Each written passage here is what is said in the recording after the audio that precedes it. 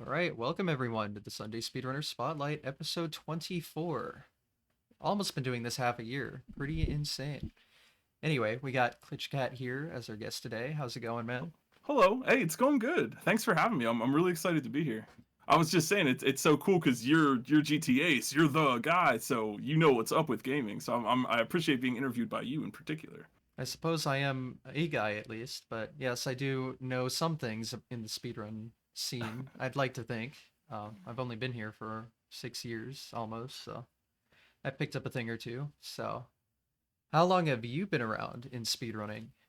In speedrunning, geez, I went to my first GDQ kind of when I got started on Twitch. Hmm. Started streaming in like 26. Well, I was streaming earlier than that, but like full time in 2016 with Mario Maker, and then I think I went to my first AGDQ in 2017. But it was actually before that I was doing high score stuff, and it was I want to say I think it was 2012. Carl Sagan's Yoshi's Island 100% run at GDQ. I think it was AGDQ 2012, and I was watching that because a friend had told me about like classic games and stuff, so I was aware of that. And when I saw that run, Carl Sagan's run, something went off in my mind, and I'm just like, I want to get on that level. Like, look at what they're doing. Look how cool that is. They've got commentators. They know all the stuff about the game. They're pulling off all these flashy tricks. Like I saw Carl do that, and I'm just like, this is it. I want to speedrun. Yeah, perfect. I hear so many people like GDQ, but I somehow like never knew about it until I fully got into it. So I wonder where all the YouTube recommendations were going for me. Like apparently my Do you algorithm's screwed up. Yeah, talking about old school YouTube, do you remember like because I'm thinking even like because there's speed running, right, and then there's like there was sort of proto speed running. Like I remember back in high school seeing like on proto YouTube a video of someone speedrunning Mario World, and they did the message box jump in Yoshi's Island 3 to like that get P speed right at the start and do that message box jump. And when I saw that, I was just like, oh, I'll never be a speedrunner. That's way too good. So it was kind of like, watching like proto videos and kind of just seeing that whole thing build up from like 2005 kind of into the modern age. Yeah. Um I'm trying to think. I did look at a lot of like old school video game stuff when I was a kid, when YouTube was first kind of a thing, but I don't know what I would have seen, honestly. Because I don't think it was speedrunning. I don't think I ever made it there, which is surprising The given how much I looked it up and like would look up glitches and stuff and then do them on my console that Yeah, I had growing up and then WeVC when that broke down. But you know, I remember years, man, when I was a kid, it was looking up Pokemon sheets on dial-up internet and trying oh, to find. Did nice. you ever do that? Push the SSN to get Mew and stuff. It was always really validating when it turned out that you actually could get Mew. Nobody knew how to do it back in the day, but it was really possible. Yeah, my first Pokemon game was Heart Gold, so my experience was like going to a GameStop to get the Pokemon that way. I don't really know how that worked, but you know what that was, I'm sure. Yeah, So. we used to have a GameStop, and we don't anymore. Mm. Yeah, I have no reason to go there anymore, so but when I was a kid, it was the place to go. That's what I remember. I remember like buying a rated M game for a friend who was still 16 and I just turned 17, so I'm like, oh, don't worry, I got this for you, man. That's tight.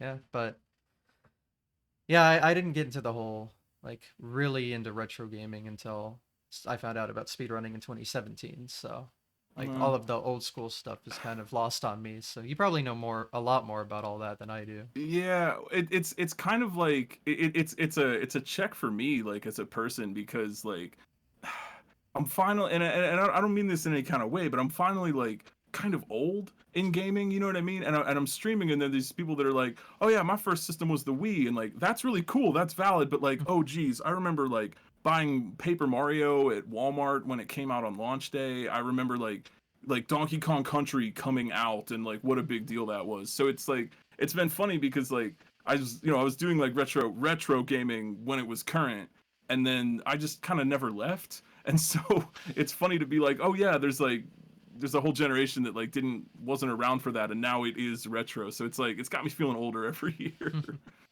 Yep, I mean, I was lucky to grow up with an NES, but it was my parents when they were in college, so you can Oh take wow, that that's as you cool though. will. So, Yeah.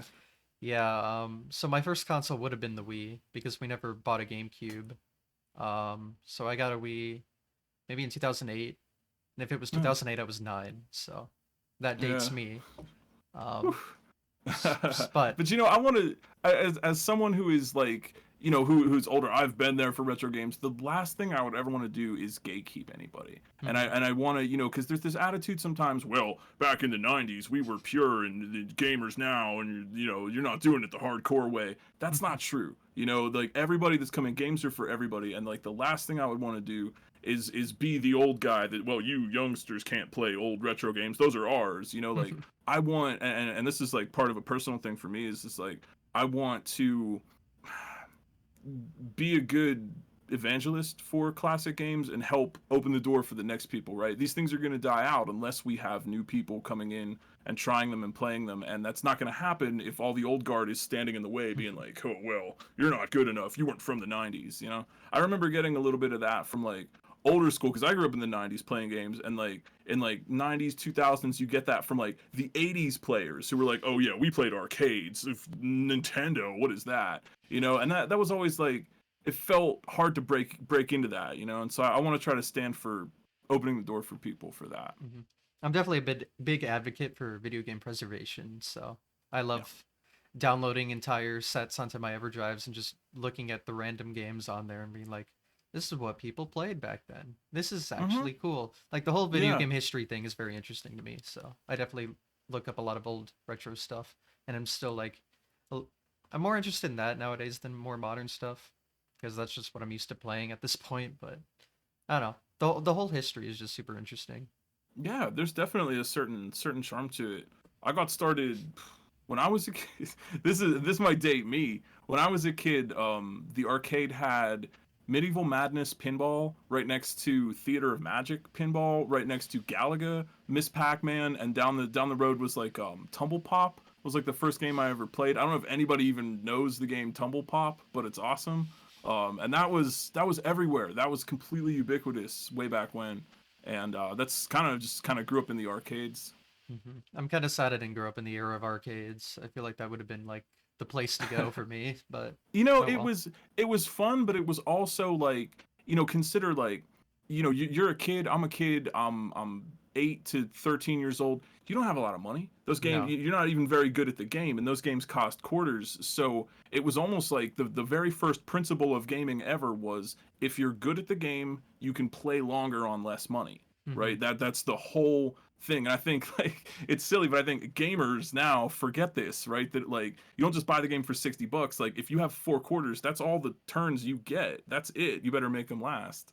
So that was like it was cool, right? It was like I feel like the '90s was a good time to be a gamer growing up, but it was also like you were a kid, so you didn't get to play that much. And if mom and dad aren't going to buy you the game, then too bad, sell some lemonade, you know. So it was like it was fun, but you were also like locked out. Like there was so much about the '90s in gaming that I didn't even know about. Like I was there, but I never even saw like, oh, I don't know, like a Neo Geo, right? Mm. Nobody had one. I never saw one ever. And there were all these cool games that I never got to play, even stuff on Super and NES that were like really popular at the time. But since no kids on the block had it, I didn't get to even play it.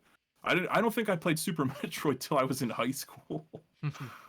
I still haven't played it, not for real at least. So I mean, there's so many games I haven't touched yet.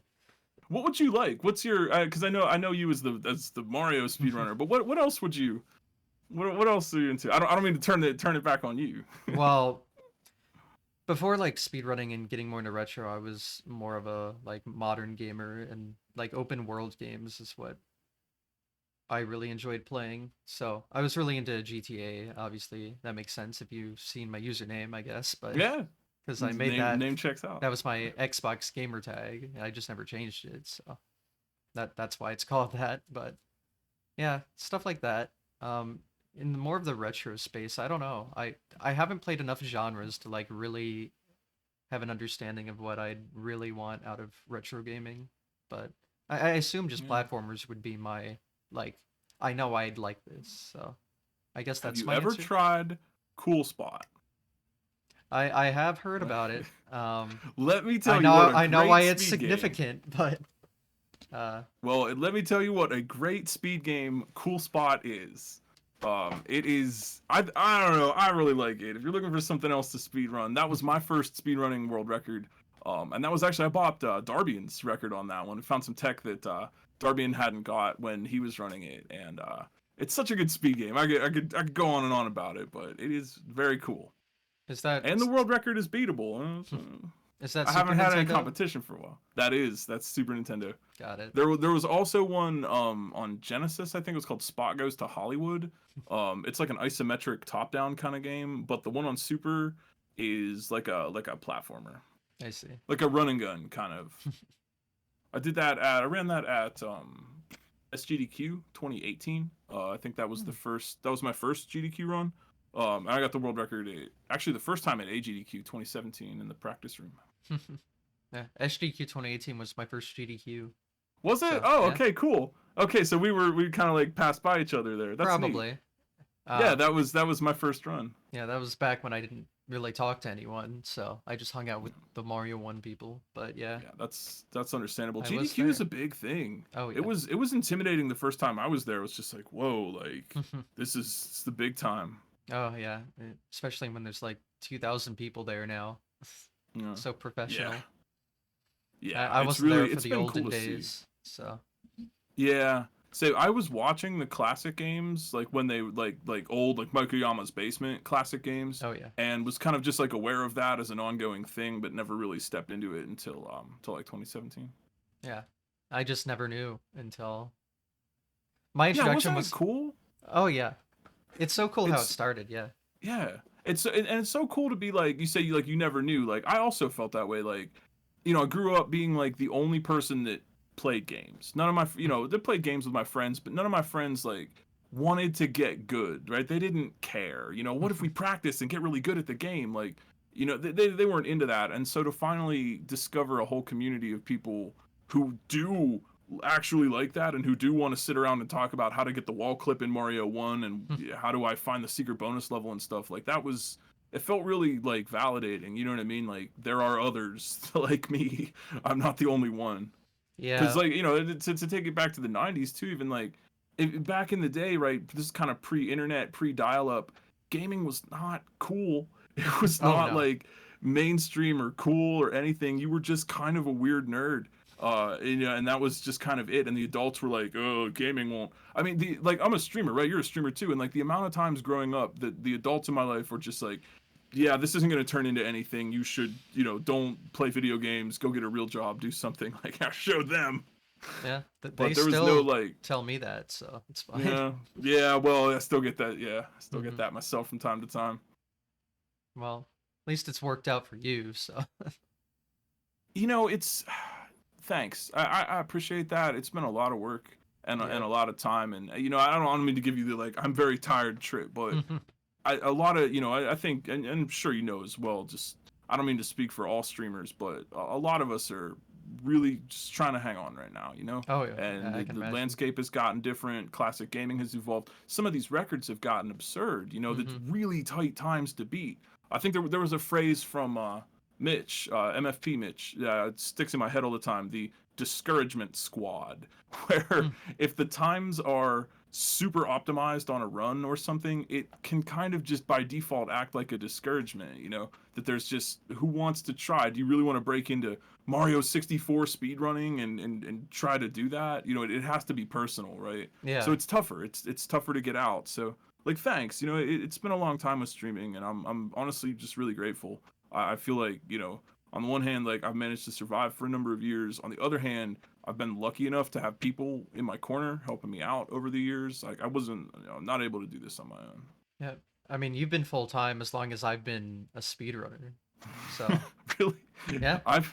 wow. That actually is kind of that puts it in perspective for me because I've been full time for 8 years hmm now. I think I'm working on my 8th year full time. Um, that's been a minute. Wow, that's 2 high schools, and it gets weird to think about. Even like some people have said like, oh, I was watching you in like 2016, and since then they have like gone through college, graduated, gotten a job, and their life has changed so much. And it's been cool to just like share that ride with people. And me, I'm just kind of sitting here. It's been wild. I don't think about that number that much. Yeah. I mean, I started in 2017, so that puts a year on it, I guess. I think it was August. You see, I found out about speedrunning because I randomly stumbled across this summoning salt video, and I was like, oh, this is Oh, cool. And now here we are. Now I'm in like two of them. So heck funny how yeah. things work out, but Yeah. Yeah. yeah, That's pretty. I didn't know about it until then. Like I didn't know about a community of people that did this kind of thing. And I don't know how it just never came across I never came across it. Did you do so you didn't know, but did you do like were you trying like proto speed running like before you found that? Because I found a lot of people that I talked to like they didn't know about it, but they were already kind of doing it when they found it. Was that you, or was that sort of is different? The only thing I can really think of that connects to that is as a kid I would try to do glitches in my on my NES just in the Yeah. games I had. So mainly Mario 1. So it worked out. Mario 1 was the first game I ever beat as a kid, so I guess that's carried over as well. Yeah. So I guess like super proto maybe, but I never like put up a timer and was like, let me beat this faster. I was just like, ooh, funny glitch, make Yeah. game go weird. I guess. Yeah. Yeah, it's like thinking about it the like back in the day, it was more about just like being good at the regular vanilla game. Like if you when you're a kid, you're good if you can win. If Mm-hmm. you can beat the boss or if you know where the secret bonus level is. And there wasn't like this notion of like even breaking the game. Like I don't know, I would have been a little weirded out by glitches as a kid. Like, oh no, I broke my Nintendo or something. I didn't you didn't know how any of that worked even. Yeah. I mean, you are kind of breaking it, I guess, but it doesn't like blow up your console either. So I guess that's Yeah. good. Yeah, as a kid, it's like I kind of had like no perception of that. Like I had my first console at home was Atari actually. Ooh, My dad got 2600? it 2600. Yep. Good, That's good. a lot of the games on the shelf are 2600, but Ooh. occasionally they would you know, put a game in or whatever and I'll turn it on and it would crash when it loaded or you know there's dirt on the pins or something. But I was like concerned about that, right? Cuz I'm a kid, I don't know how this works. Mm-hmm. And so I turned it on and it just makes this kind of screeching noise and the screen is all garbled. I'm like, oh, I broke it. Oh no. It was always like it was mysterious. And Mm-hmm. I don't know. We've talked about that on stream before. I'm you don't have to be from that era to understand that or get that, but you know, back in the day, um there just wasn't that much information about games. You couldn't just like go on the internet and ask somebody or look up a walkthrough or a playthrough or something. So games were really mysterious, right? There were just they would do things. There was unknowable. Some kid at school would tell you a rumor that sounded impossible and it turned out to be true, you know? All those weird little urban legends were floating around. Yep. Yeah, again, that wasn't the era I was in. I grew up with internet, so that's why I was like, "Ooh, I'm playing classic game. Let me look up how to beat the game and all the glitches and whatever." Yeah. So, And that's one thing, you know, people from that era like to lean on is like, well, we were hardcore back in the day because we didn't have strategy guides. Yeah, and we were all bad. We're not actually good at the game. Like younger players coming up who have the ability to study things are just they're doing so much better. Right? There are I know people who are like, you know, like teenagers, early 20 somethings who are playing Kaizo right now who are so much better than I was at that age. You know, I think that's like part of I don't know. I take inspiration from guys like Tony Hawk or Rodney Mullen, and I don't want to necessarily compare myself to them, but the way that they did a lot with their careers, and then they held the door open for the next ones, and they walked so that others could run, you know, and like we had to go through the tough way to do it with no information and no strategy guides, no internet, and that was really tough and annoying. And now it's cool to see. It's cool to see that change. yeah. Well, at least back then they had the little books you could buy or the Nintendo Power, the hotline. You can just call up someone and they tell you what to do. That's funny. So, you know, it's funny because there was Nintendo Power definitely was a thing, but I didn't even know it existed until I was an adult. And I think that's because my parents tried to hide the existence of that Mm. magazine from me as a kid. I think that they were like, he's already pretty obsessed with video games. He doesn't need Nintendo Power. So it was kind of funny because like I would have been all about it as a kid. Never even read one. Never had a subscription. Never even knew it even existed. But I still do have my Prima Super Mario World strategy guide with the cover fell off because I read it so many times. And there's like crayon. I would go through like a hit list when I was a kid. There was like go through the strategy guide and read it. And then every boss I beat, I would X out the picture in purple crayon. Awesome. like a hit list. It was fun. It was good times. Target eliminated. Next target. Yeah, I had some like my strategy guides I had were for the Wii, so and they weren't like strategy guides. It's more as just I liked them because they were cool. But there Yeah. was like Galaxy and Mario Kart and stuff like that. Even just the artwork. Actually, Hmm. on Author Blues and I were talking about that just the other day. Strategy guides are awesome. Oh, I they're miss cool. them. Yeah. I absolutely miss them. It's like the cool supplemental big instruction booklet for the video game. You get like all this neat art, and you see like these really cool drawings of the characters. Because back in the day, even with like low quality graphics, like there's a crappy looking pixel man on the screen, and then you look at the book and you see the really cool image. Oh, that's what I'm supposed to be imagining, is a awesome spaceman or something. And meanwhile, he's just like a little square guy. So it was like it like helped your imagination. I miss strategy guides. I love them so much. Yeah, I wish I saw more of the older ones because yeah, it'd be nice to see what they intended because they could not like showcase that properly back then. Yeah. Here's something funny for you.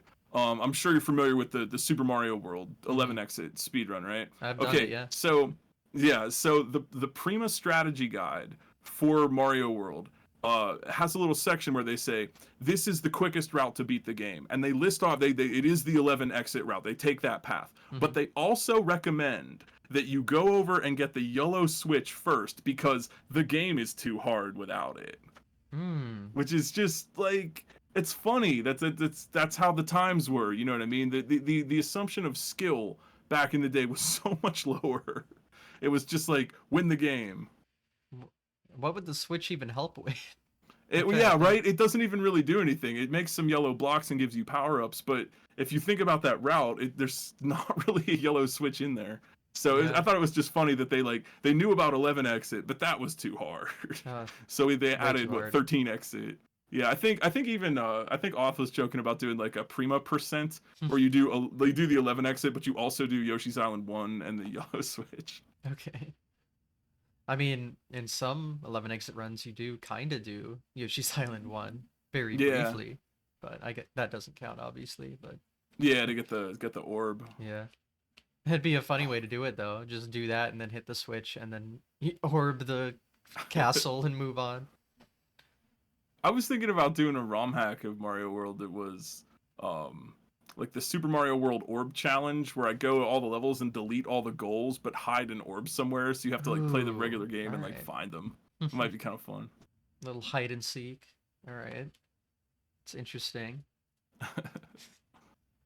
Yeah, I'm sure there's a lot of areas in that game I've just never found. I remember playing that quite a bit on Wii VC, I'm pretty sure. I never had a Super Nintendo, so that would be how I would have played it. Mario World. That's my jam. Yeah. Do love Mario World. I started playing. I got that night. I think I said in the documentary. I think I said 91, but that might be inaccurate. It might be 92. I was 4. It was a little hard to pin down exactly what year that was. Yeah, that's fair. But that was like 91, 92 when that came out. I've spent most of my life with Mario World. Yeah. It's a good game, all right. So I remember as a kid being so confused about that Chocolate Island, the exit with the timer Oh yeah, level. yeah, yeah. I could not No, figure that that out for the one's life of me. yeah, that one's weird, and they only do that gimmick one time in the whole game. There's only one level where the pipes work like that, Hmm. which is strange. Yeah, but I think I don't know if I got all 96 as a kid. I remember trying at least. Maybe that one exit just made me not play it anymore. I don't Yeah, remember. that and yeah, that's another thing, right? It's like it took years. I had the same experience. I didn't get 96 exit for years. I was 4. I couldn't do anything. And so like you got I don't know, as a kid you just get so much more out of the game. Like Mario Odyssey, right? Gamers beat that in a week or two, you found all the moons. If you're a kid that would take all year. Like you got so much more bang for your buck. Yeah. I beat Odyssey like in 5 days, or Solid. that might have been like Darker Side even. I don't know. Like when that game came out, I just went ham on it because I could, I guess. Oh, yo, hey, speaking of new Mario, I was gonna say, how are you feeling about Mario Wonder? I mean, I need to play it. Yeah, same. But I'm really looking forward to it. I don't know. I think it's gonna be a lot of fun to get the like okay, so there's been like the runners, right, like Mario speedrunners, and then there's kind of been like the fan game community, and they've kind of like Mario Maker and Kaizo have kind of splintered off somewhere. I think it's going to be really cool when we all kind of get back together Mhm. for Mario Wonder, right? Like it's been several years of user generated content, right? We've had Mario Maker 1, Mario Yeah. Maker 2. We all haven't sat down and routed some Nintendo levels in a while. I think that's going to be great. I'm really excited. I might actually jump in and speedrun that too. Yeah, I mean, I'd have to play it casually to see if I'd like it first, but That's I'll fair. That's probably fair. play a day one just because it's a Super Mario game, and that Yeah. doesn't happen a lot. It's well 2D Right. anymore. That isn't just Yeah. Mario Maker or New Super. So Yeah, we haven't had a new 2D Mario since like New Soup or like new Luigi Brothers or something. yeah, Here's something I was curious about. Are you like, cause are you more of like tech finding or running the run? Cause like for me, I feel like the exciting thing about Mario Wonder is that I get to go and play the levels and route them and find some stuff, right? I just want to find some skips, route something, figure out if you can do a tech or a trick, and that's like way more fun to me than actually just methodically grinding out the long run. Where are you at on I think I'm definitely more of a runner. All of the discoveries I've made have been on accident, so that? but I mean, yeah, I've never like sat down and tried to route something because most of the games I play have had like 30 years of routing and work done on them, and I don't have to Yeah, do anything. yeah. See, I'm kind of. I feel like I'm kind of the opposite. Like, I would almost prefer to explore something new and try to find something. And when it's just like this is the formula, then I'm just like, oh, okay. Like it's cool, it's impressive. Don't get me wrong, but I think as a player, I prefer more science. Yeah, that makes sense. Like, I understand that. I just don't know if I've thought that way Yeah, personally. yeah. Like, Valid, valid, valid. because again, all I of the think. games I play, everyone's already done everything. There's nothing I really Yeah. can do. Although, again, all of my accidental discoveries are a thing now. So, Well, you said you were running Tonkachi? Did you find anything there, or did you I don't think so. Um, yeah, Tenkashi Mario, the Tonkachi? first ever ROM hack, maybe. Yeah. So we were talking about that a little bit before we started. Like, I believe it is. I've done some research. I wrote an article. It's on my website, and I did the same article. I did an interview with the Video Game History Foundation. Ooh. I think we can pretty confidently say that Tonka. I've been calling it Tonkachi.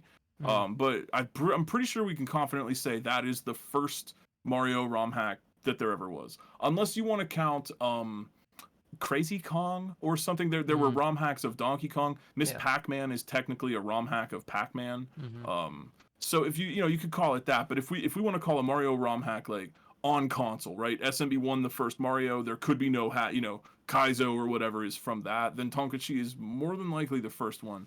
It would be really cool if we could find other games that were made with Tonkachi. Do you know how that? Do you know how Tonkachi like how they did that? Like how that No, editor I works? I just It's know it was an absurd. FPS program. Oh my gosh, it is absurd. So it is a 4 byte substitution replacement editor. And like again, I don't understand code or anything. I'm functionally illiterate with code, but I understand the theory behind it.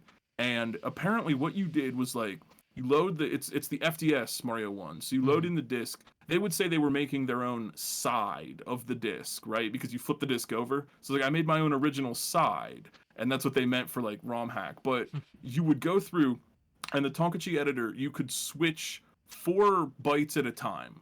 So you're going through like line by line and changing zeros to ones, ones to zeros to create an entire ROM hack. Most of it was done on paper, and they had to like figure out like they reverse engineered the code, looked up tables, and figured out what to edit so that when they go, there's no like GUI or anything for the editor. It's literally just numbers on the screen. And so they would like figure it out on paper and then go in and try to do it. If it didn't crash, if they didn't screw anything up, they would maybe produce something. So like Hmm. making things with the Tonkachi editor was just absurd, and like almost no one did it, which is really remarkable. That anything got made at all. Do you think that? And this is cool. I actually was really curious to this. Do you think that some of the tech in Tonkachi Mario changes the timeline of discoveries in Mario speedrunning?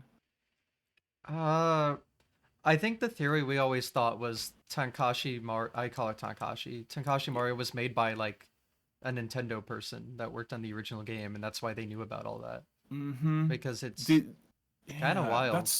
it's such a mystery. It really is, and we don't know who did it. The story that I've heard was that the Tonkashi editor was made with like basically from a collaboration of hackers that were all writing information. I knew this would happen at some point.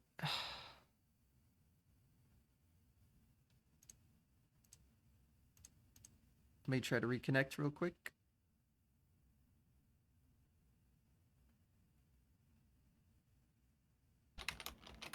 Yeah, my internet did the thing I was worried about, so.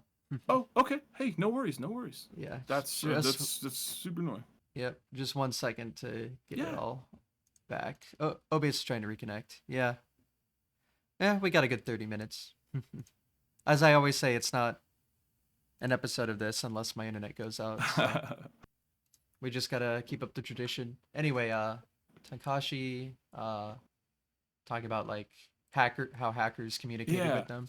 Yeah, they were writing in. So the story that I've heard and what I've been able to dig up on my research is that the Tonkashi editor was made basically from a collaboration of hackers who were writing into a magazine, Hmm. and they published a magazine along with the editor that had information about like Famicom architecture and things. But the reason that, at least in my research, that has led me to think that it probably wasn't a Nintendo employee was that Mm. a lot of the information in the Tonkachi manual and the magazine they published was wrong, and they Ooh. had to, at least according to the stories, and like I found this out by like literally like going to like old NES hacking forums in Japanese and like trying to translate things and finding people's blogs and stuff. I have a lot of sources if you're interested. But like apparently a lot of the information was just wrong, and like the value tables were incorrect and things, and so people would write in corrections, or they'd have to like look through the information and figure out what was right and like figure that out on their own when they tried to hack something and it broke. It might have been a Nintendo employee. That's certainly plausible. But that's what I had turned up in my research, is that a lot of that info was just not correct. Okay. So I don't know. Like you'd think like if it was a Nintendo employee, it would be like really accurate stuff. I don't know. That's the big mystery. That would be really really interesting to find out. Do you know about Super Truth Brothers? No, Ooh, never heard of that. ooh. This is the mysterious one. We Ooh. can play Tonkashi. You can download that. You can have that. But Super Truth Brothers doesn't exist anywhere. Super Truth Brothers is the second ever Mario hack. It was made with Tonkachi, and it was made by an individual that we know. I'm not going to say because I don't think people should bother them. Mm. But they have this disc, and it's the only one, and they've never dumped it online. It is literally just in their possession in Japan. I've Mm. gotten to speak with this individual briefly, and they confirmed, like, yes, I have this disc. If they said, I think if you come to Japan and meet me, you can play Super Truth Brothers, is what they said. So, journey. But it's really interesting that like the second ever Kaizo hack that apparently was really good and people really liked it and it was fun. Total mystery. Don't even know what it Interesting. is, and the person won't release it online because they I don't know, because they care about the, like, it has to be played on the original hardware or something. Mm. That's just, it matters to them. So we may never ever see Super Truth Brothers, which Interesting. is, it's kind of fascinating. Yeah. Yeah, yeah, I never heard of that. Um, so yeah, when I said that, I thought Takashi Mario was made by a like Nintendo employee. I don't know about the actual like Takashi editor. Do you Yeah. know anything about like that? I guess Well, I know the editor. Well, okay. To I guess to back it because up, what I managed to learn about like Famicom hacking, Mario hacking in that time in Japan was it was way more underground, hmm. and it was way more like I heard rumors that arrests were made back in the day, that maybe some like shops Oh, that sold stuff, illegal hacking stuff got raided. Remember when Nintendo was so mad at the Game Genie at Galoob, and they I've heard, sued yeah. the crap out of Galoob because the Game Genie was modifying their games and stuff. It wasn't, but Tonkachi was. I Hmm. mean, it was. With Tonkachi, you were able to just distribute games, make your own copies, hack the stuff, and sell it. Like, I'm not sticking up, for the man or anything, but I'm, it's understandable why a lot of that information is obscured. and why we don't necessarily have, oh, this person made Tonkachi. They wouldn't want to be public about that. You know, No. they kind of had to lay low. So as far as I've understood, Tonkachi was made by someone and figured out how to make that from people writing in information and independent people hacking the reverse engineering the Famicom and trying to figure it out. But as far as Tonkachi Mario was the pack-in Hmm. game. It was like when you got the Tonkachi editor, which you can get on eBay right now for like $500. But it's there. You can get hard copies of it. But it came. You could edit the games, and then it also came with like a physical instruction booklet that you could program Tonkachi, and that was like Hmm. it was like a demonstration, right? Like remember like in old computer magazines when people had like BASIC on their computers, they would have like a page with just code on it, and if you type that all into your computer, it would play a game. Hmm. It was kind of like that with Tonkachi. So it's presumable that the people that made the Tonkachi editor also made the game, Okay, right? got Tonkachi it. Mario, but we have no idea. And that's Hmm. that's the big mystery of Mario ROM hacking is we have no idea who made the first Kaizo or how they got that information. And I love that personally. I love that Mario ROM hacking is just mysteries stacked on top of mysteries all the way down. Yeah, that's interesting because yeah, like what that was made in 1986 is what 86. we've thought of. There's so much in that that just is wild to think about it Yeah. being in there. Like they knew about this. Yeah, that they knew about it. Hmm. You know what's weird to me? The idea that like the 4-2 wrong warp where you scroll the screen, you go in the pipe and it takes you to the wrong exit. They knew about that in Hmm. 86 somehow. Somehow they did. And there's a theory people figured out. You know about hot swapping, right? Yeah. Like to hot swap. That's how people started doing with this. The theory goes that hot swapping got discovered. Well, I mean it did. Like the theory goes that when hot swapping got discovered, people started exploring the glitched worlds, right? Hmm. Just to see what they could find, you know? And it was like some people were excited about that and they really got into it. And there are a couple of glitched worlds. Do you know about T World? Oh, of course. T-1? Yes. That is okay. So that's where it all comes from, right? Mm. Because back in the day, they figured out wall clipping to get through that one spot in T World. And there were like, Okay. I you see. can go back and read these blogs of people like investigating and making maps. And like, it turns out it's possible to get through the barrier on T World. And like, that was a huge thing and a huge secret for them. And I have this hunch personally that rudimentary super play techniques that's where they came from. They came from Mm. people trying to just see how far into T World or the other hot swap worlds they could explore.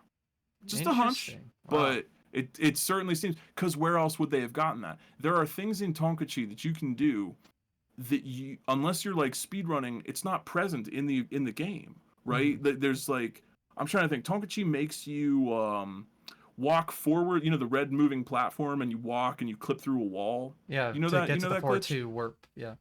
Can you do that anywhere in the vanilla game? I Y- can't. I mean, you know the game better than me, but I Te- can't think of a place where you could. So how would they have even learned that? You know, there's nowhere to um even do it in the game. technically the only thing that comes to my mind immediately is the like coin heavens, like where you get all the coins and Yes, there's those platforms that move. There are levels that like, or maybe I'm thinking of Lost Levels, but I thought there were levels that had like little cloud little barricades and then barriers. you can do it Yeah, through that. that But might. that, Yeah, that that might might be be. Lost Levels though. Yeah, and Lost Levels was after '86, right? Lost Levels I think was It was '87. 86. Oh, I was it? just don't know when in 86. Yeah, that's interesting because that means that like Tonkachi and Lost Levels were coming out like right about at the same time. Hmm. That's fascinating.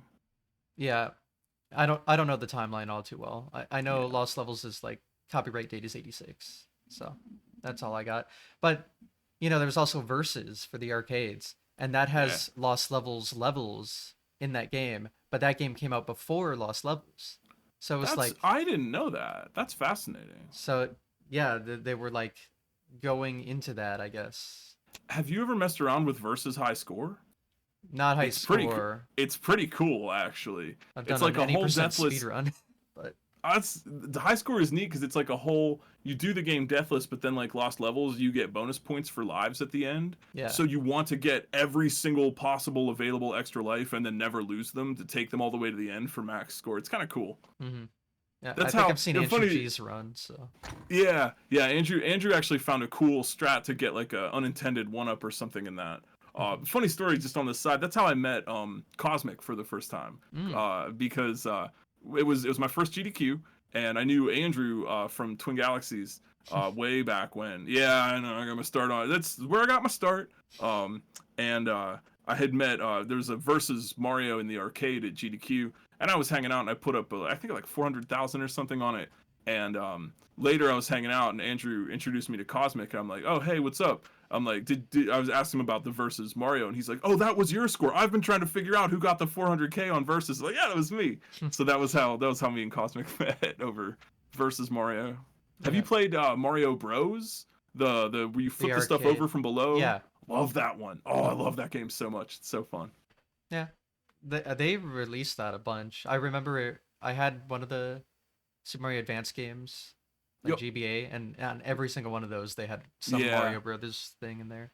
Yep, they always have that little mini game. The arcade version of that is pretty cool high score run. It's definitely a challenge of endurance. Mm.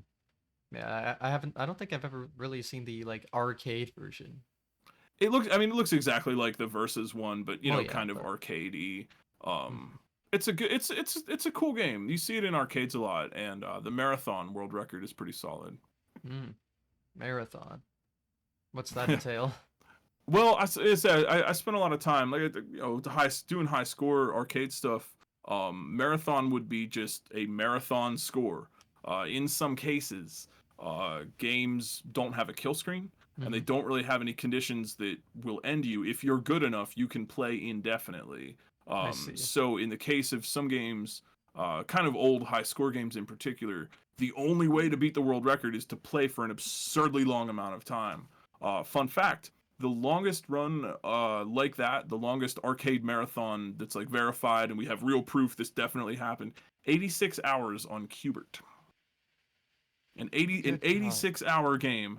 And how does that happen? You take naps. It's like every 8 hours you take like a 1 hour nap, and you bank so many extra lives because you don't get a 256 rollover. You bank so many extra lives, and you know how many lives you lose per time, that you can just walk away for an hour and then just stand there and lose lives, come back and gain them all back and keep playing. 86 hours on Qbert is for the world record Qbert score. Just no way to beat that score without playing for longer. Okay. Yeah. That's definitely interesting, if not a tad terrifying, but it, consider it was a different era. The arcade era was very different, and that was it. It was a big deal. If you were really good, that's how you showed it, was playing Pac-Man all the way to the kill screen. Played one game of Centipede for 5 hours. There were all kinds of news stories and stuff even back in the 80s of the local man plays defender for 5 hours. That was a big deal. And in some of these games that don't end, that's it. That's all there is to do. It's a different kind of thing. It's like almost like the exact opposite of speed running. yeah, super long play. But Yeah. yeah, The I've longest never. run I've ever done was, I think, Centipede on Mm, Atari 2600, and that was like 7 hours. oh my God. On Atari? On Atari, yeah. Well, that was a weird one. I had the world record. I was going for the world record on it, and then I had to cut my run short. Um, but yeah, that was like years. I wasn't even a streamer. I was just like hanging out in my house, like recording it on a VCR. Nice. So you, I guess, started with arcade and submitting to Twin Galaxies then? I did. So when I was this would be 2009 ish. I was going through a rough patch. I needed something new to occupy my mind, and it was right around that time that a friend of mine at the job I was working at the time, we found King of Kong, a Okay. fistful of quarters. Oh yeah, Of oh course, of yeah, we course. found that. And at the time I didn't know nothing about nothing, and it was really cool to suddenly find all these people that cared about games, or at least seemed to care about games the way I did, and who actually wanted to talk about how to get high scores on Donkey Kong or something.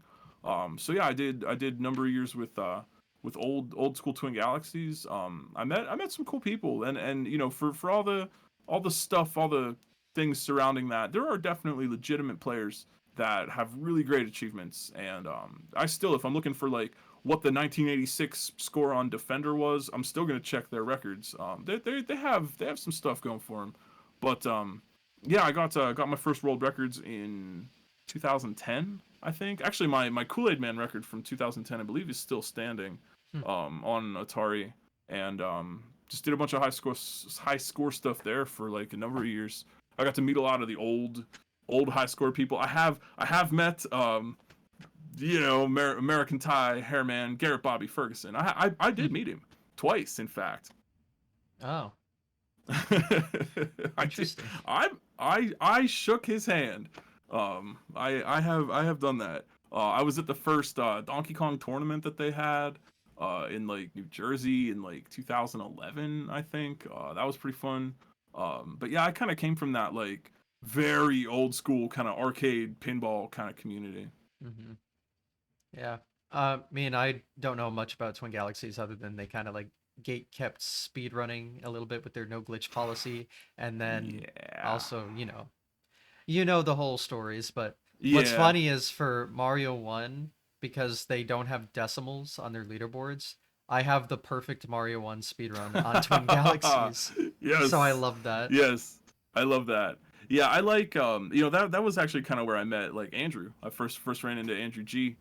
Made friends back on Twin Galaxies in the day, and yeah, without getting into that, I mean, well, if you want to, we can talk about that. But Mhm. I think as someone who, I jumped on Twin Galaxies like 2009 ish, kind of after they had sort of made their stance on speedrunning or whatever, kind of while they were doing that, and I always felt as though, and I hate to say it, they had the chance to evolve and adapt and make more tracks and categories and things for what players actually wanted to do. And instead, they didn't.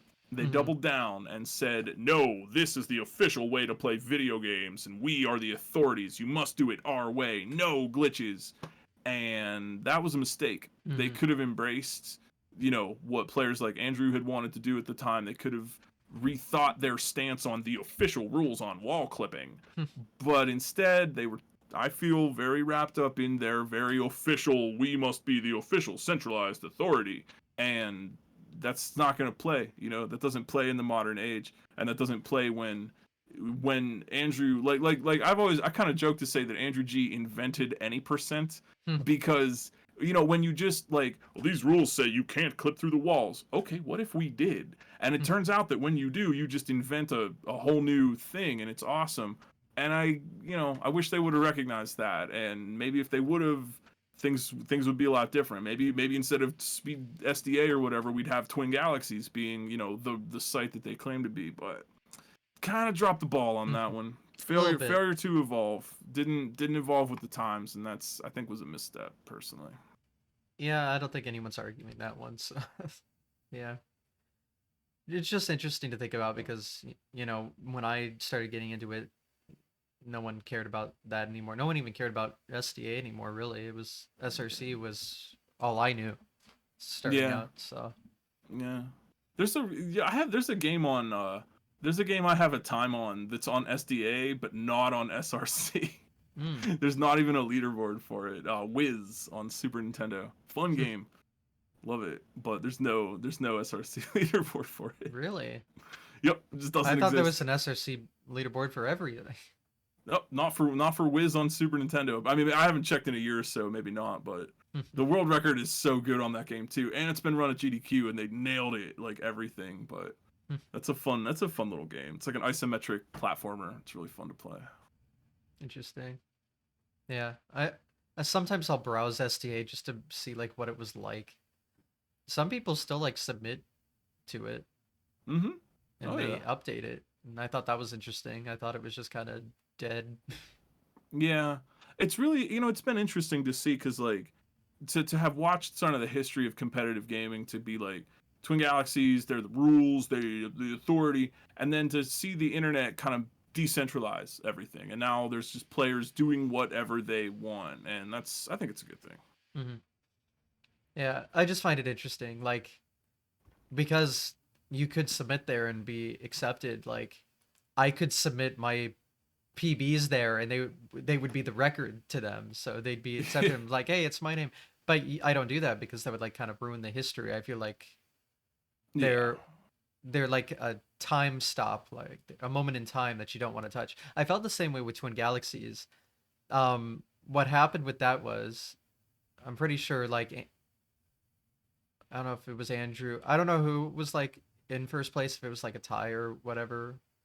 But I wasn't gonna touch that leaderboard, but someone like submitted their glitchless run so they could have the record because it was like 1 second from perfect, and they're like, oh, it beats this, so I'll submit it. And I was like, oh, well, if you're gonna do that, then so then I submitted mine and now have the perfect run there, but I wasn't going to do it that way. But I just Yeah. like, well, if you're gonna like tamper with the history, then I will too. Now I have the perfect Mario 1 speedrun. Yeah. It's been really nice to see like player communities come together and understand their games like better than just the random gaming world would. You know what I mean? Like if you Hmm. want to get if you you or anyone, if you're a Mario 1 player, you kind of submit to the other Mario 1 players, right? The people who are really super qualified to figure out if this is legit or not. It's Hmm. like that. It's like there was always this like, oh, cheating and whatever, but like players at their particular games, Mario 1, Mario World or whatever, are like so good now that we you know, right? You can look at a record, you can look at a video and tell if it's legit gameplay or Hmm. not, more or less, right? Unless you really, maybe you have to really dive into the frame count or whatever, but like any weirdly little suspicious thing, you're going to notice it, Hmm. right? And it's just like with that knowledge base, I think it helps players like have more trust and like be more legit. You know what I mean? Like there's no doubt. You know what I mean? All the other Mario 1 runners looked at this and said, "Yup, for sure." That's like better, right? Than some just like authority. We are the authority on all games. Like you're not though. Because you don't know the specifics of this and that and the other thing the way the players do. Yep. Um, I'd like to think that way, but I've rejected some attempts at fraud that Yeah. sometime there was one I loved that they like re-uploaded an Andrew G run. I'm like, you're not Andrew G. And then he uploaded a Darbian run. I was like, you're not Darbian either, man. Like it's That's so not. easy to tell whose gameplay it is even. Like I could just look at it Yeah. and be like, I know exactly which run you just stole. Do you It's funny. can you do that? That's kind of impressive. I like that. Yeah, That well, it you helps can that kind of tell they who's playing. upload the time correctly because you have to. And it's like, okay, let's see all the runs that were there. Depending on the quality, this is probably this person. And then sure enough, you put them side by side and it's the exact same. It's like, well, all right. Yeah. Yeah, it's pretty easy. Someone's even done that to one of my runs, so Ah, boo. boo. But That's dumb. We have that in Kaizo sometimes too. People will like take a clear and on some tough level and then rip it off and upload it somewhere else and be like, I beat the level. Like, mm-hmm. haha, you didn't. That's not your gameplay. No. Yeah. People now like watermark their speed runs, have like a little thing in Yeah. the corner, just Yeah. because people still do it for whatever Yeah. reason.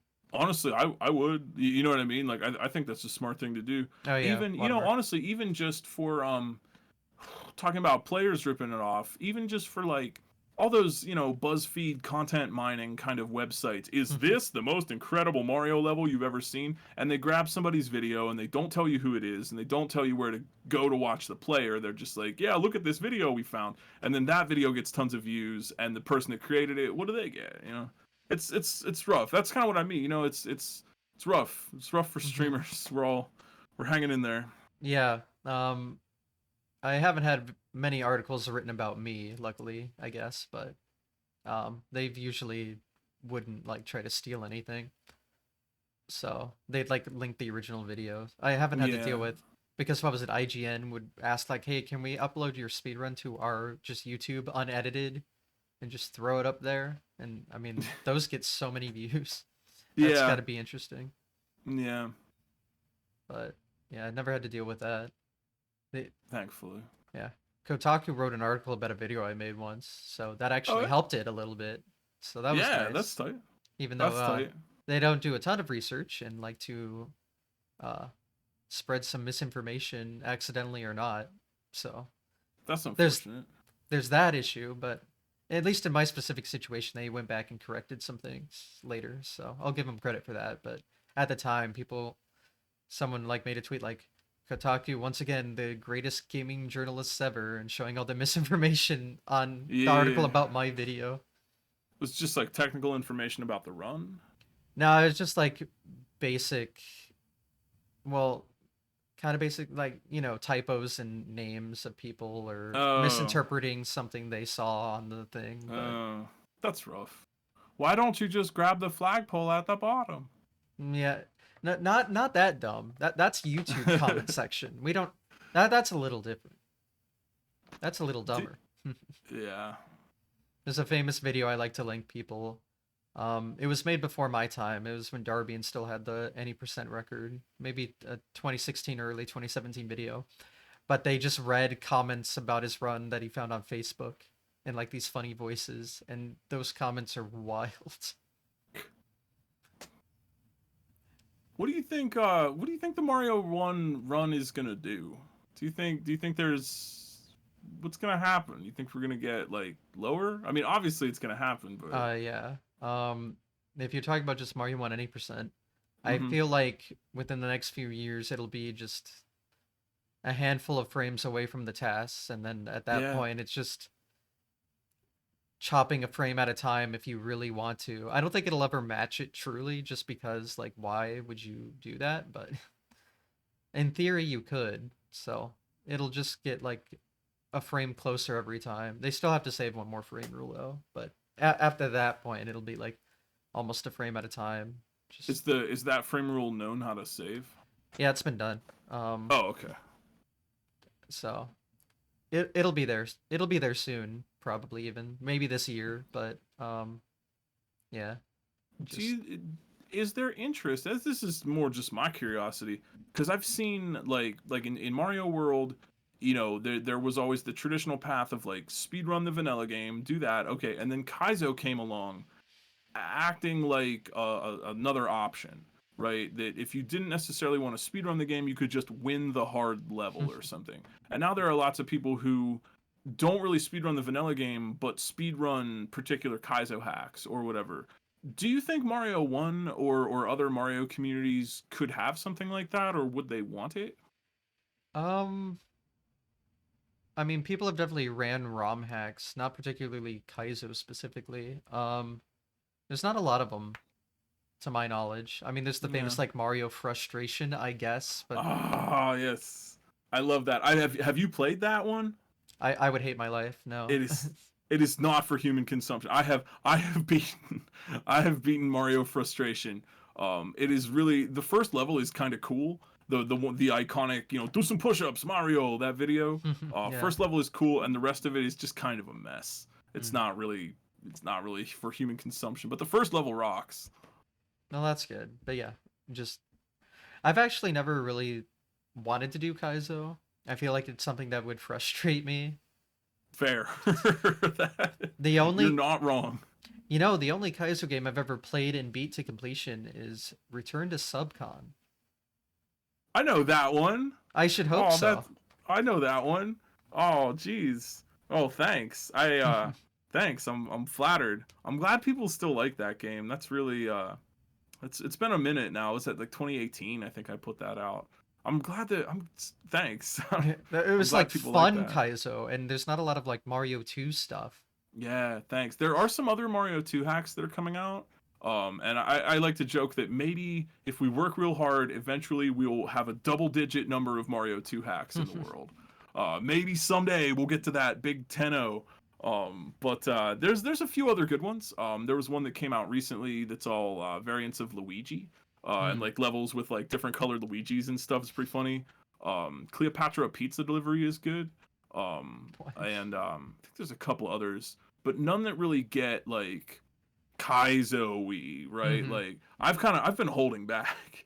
I in the time that I've been hacking Mario 2, I found so much stuff, and I could make the most fearsome, impossible to beat Mario 2 hack in the world, and I haven't done that yet because no one would really want to play it. You know what I mean? Yeah. Like, so I'm hoping that I can get done with the sequel maybe this year or maybe next year.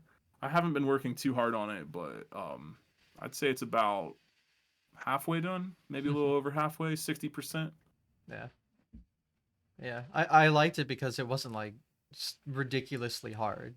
It was like Yeah, kind thanks. of beginnery Kaizo, I would assume. I don't know Yeah. much about difficulty rankings, but Yeah, it's tough, and Kaizo is so much like a word like jazz, where it's the style of breaking the rules. It's hard to pin down what it is because as soon as you say that, someone's gonna be like, "Aha!" But I'm going to break the rules and do something else. So it's kind of like the style of zigging when you should zag, and you know what I mean, like always kind of doing something different. But I think like the philosophy for Subcon and especially for Subcon 2 is kind of that I want general players to be able to beat it. Like, you don't have to know any special. You don't have to know like vine jumps or glitches or whatever to beat it. And if you do, if you should use a glitch, it just happens automatically for you, and you just think, oh, that's neat. Look at that cool thing. But then it's kind of like you're building the regular game and the Kaizo game on top of itself. So when you play the game regularly, you're just going to go through the obstacles and do it. But then all of a sudden, when you start to try to go fast, suddenly you're going to notice that, hey, this gap is a little bit too far and makes that jump really hard. Or like when you think about the game in terms of let's go quickly, suddenly obstacles show up that weren't there before because it didn't matter in the vanilla game. And so it's fun to design the speed run on top of the regular game and try to be like, the game gets harder if you decide to play it at a higher level. Does that make sense? That's been a really fun challenge of design. The speed's like any strat that makes the speed run a little bit more challenging, but does not affect the casual strat for the same obstacle, goes in. You know what I mean? Like this block here will make it harder to do this obstacle fast, but if you're casual, it doesn't matter. You're just gonna go slow anyway. So I'm trying to, it's like figuring out how to tune that up a little bit so it can be a really good speed run. I'm hoping Subcon 2 can be a beloved speed game. I've worked really hard on that so far. I mean, plenty of people ran the first one. Yeah. So. Yeah, I was really surprised with that. People have really that record is good. Like that's a very strong record on Subcon now. So Yeah. I'm grateful. I always really I love Mario 2. I absolutely love Mario 2 so much, and I wanted to kind of bring Kaizo to that space. Well, it worked out. It was Ha- definitely have you interesting. tried have you tried or seen the Four Labors of Toad? I've never heard of that. No. It's my other SMB2 hack, but Oh. it's a little mini hack. It's like kind of one long level instead of like a whole game, and I Mm. made it to show off a lot of tech properties and things that you can do with it. Are you familiar with the term impossible mountain? It was No. coined by Japanese SMB1 ROM hackers to basically be an impossible mountain is a sort of a style of hack wherein you're not supposed to be able to get out of the room. Like an Hmm. impossible mountain SMB1 would be, they're assuming you don't know about the wall clip trick, so they put you in a sealed off room with one red platform, right? And if you know the tech, oh, you can get out. But if you don't, you're just stuck in there forever.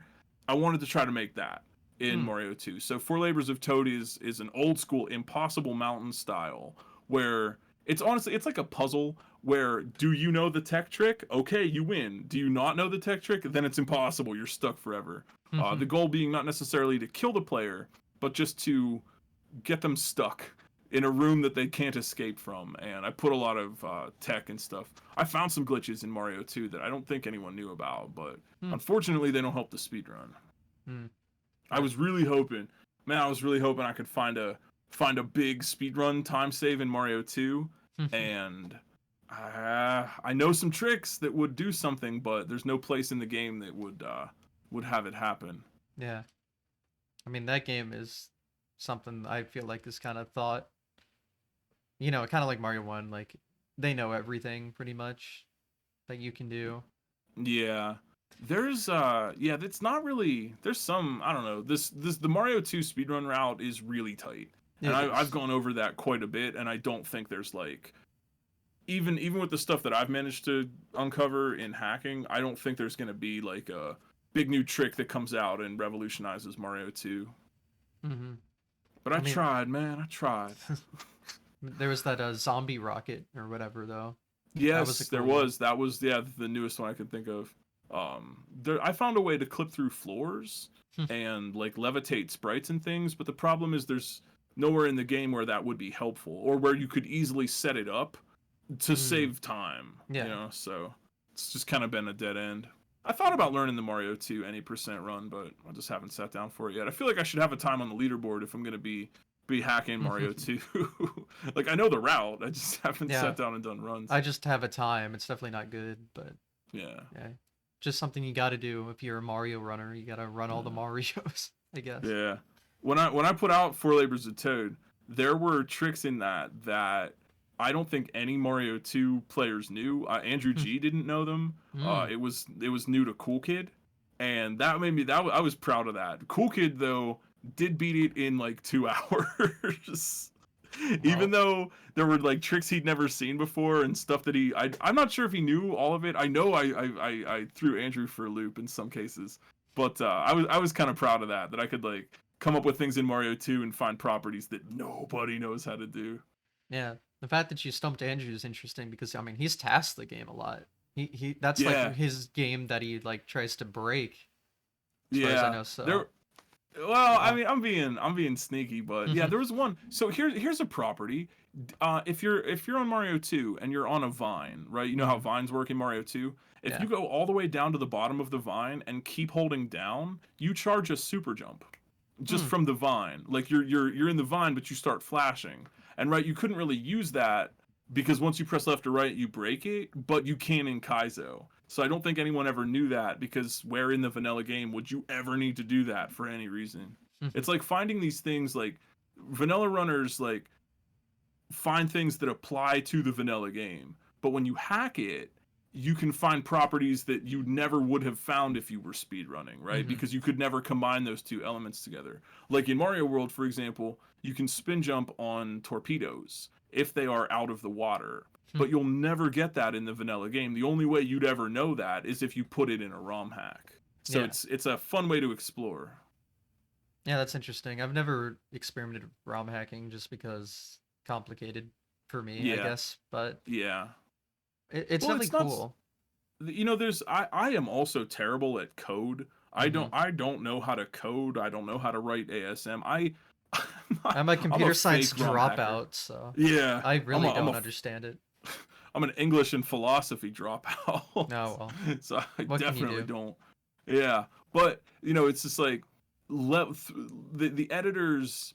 You can do a lot with just level design. You can just do a lot with just deleting all the stuff in the level and placing your own in. And one thing that I've found is that with ROM hacking, you can make yourself practice areas, and that's Mm-hmm. been so helpful, especially for Kaizo, where if I want to practice a trick or a manipulation or something, then I can just like build myself a little room to do that. Really helpful for practicing the speed run too, right? You can just make a level that is just do the trick over and over again.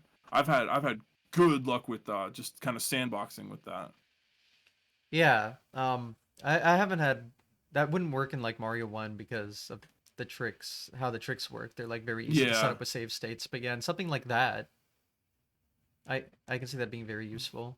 Well, there especially there more for are Kaizo stuff, like tricks that you wouldn't be used to and could just make a yeah save state in the vanilla game and practice it.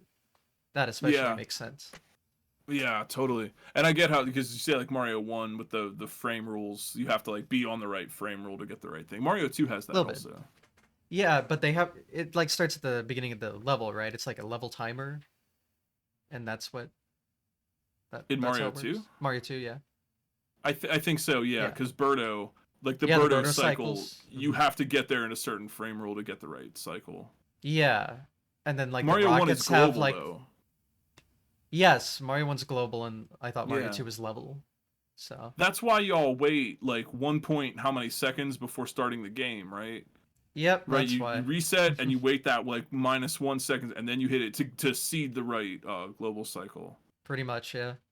And it's easy to set That's up it. because of how the frame rules work. I know a little bit about my Mario 1. Like I said, I wanted to learn some of the tricks, if not even to do the run, but just to be like, I did a flagpole glitch one time.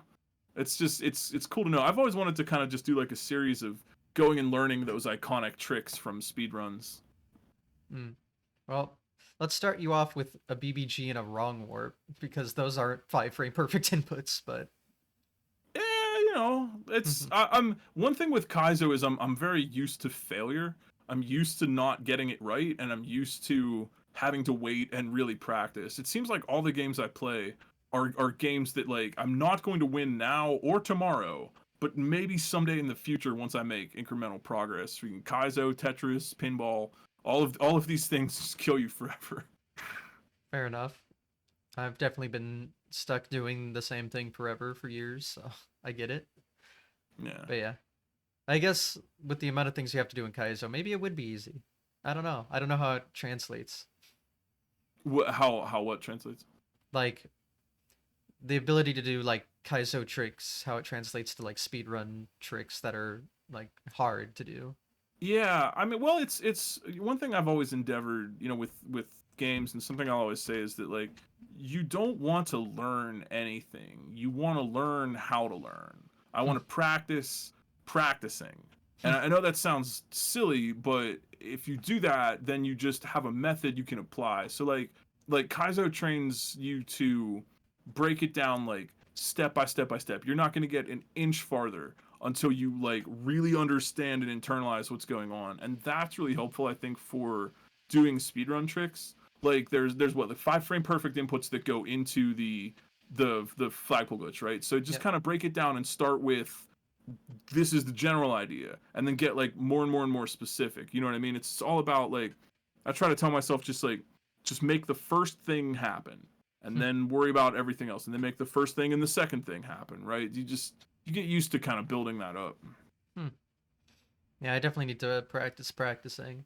I don't practice very efficiently, I don't think. Yeah, I think that So, I'm not trying to. It's, my method is just mine, and that's just how I think about things. That might not work for everybody or be the objectively right way to do things. But mhm. yeah, I've just found like the more, if I consider my own process of learning, and I ask myself like, what's it gonna take for me to get this right? Where am I screwing up? And like I often find that it's because I'm trying to do too much at once. I'm trying to think in terms of like land on the platform and then jump and run and land here and here and here. Or to put it another way, I have been learning Street Fighter recently. I Mm. picked up Third Strike, and I picked up Street Fighter 6. And I put about 50 hours into Street Fighter right now, and I've only been playing Ken, and I've been trying to learn combos and stuff so I can fight people better. And in that, like, I always have to break it down to the smallest thing. That like, okay, it's a 1-2 punch, and then you do the uppercut. But I never get the uppercut, so I'm just gonna hang out and practice doing that uppercut over and over and over again. And then 1-2 punch, and I got the uppercut, and then there's 3 more things in that combo. But I'm not gonna try to just start at the beginning every time. I'm gonna work on each of those little pieces. I Am see. I, am I making sense? Yeah. Small chunks, Yeah, I small, get it. digestible, fun-sized bits of things, and then you accumulate. That's Mhm. just me though. That's just my method. Just like add an additional input after you get the Mm-hmm. everything else down and then just Yep. move along the train of whatever Yep. you need to do. Yeah. There's a you need to get like 10 things right. So I'm gonna get 1 and 2 right. No, you're not gonna get any farther. I'm not gonna get to point 10 unless I'm getting 2, 3, or 4.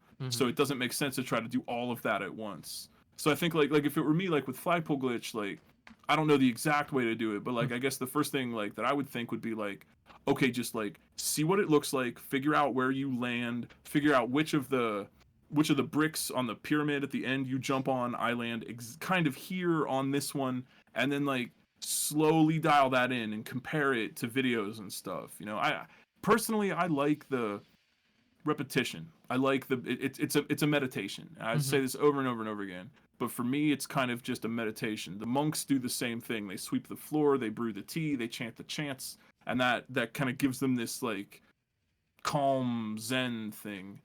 Games are a conduit to that, I feel. Mm. Yeah, with a luckily with Flagpole Glitch, you can tell exactly what you did wrong based on subpixels if you have a subpixel viewer, so that's also helpful. Yep. But Yep. And that's getting that feedback, and hackers even, right? There's hackers making life easier for us. mm, true.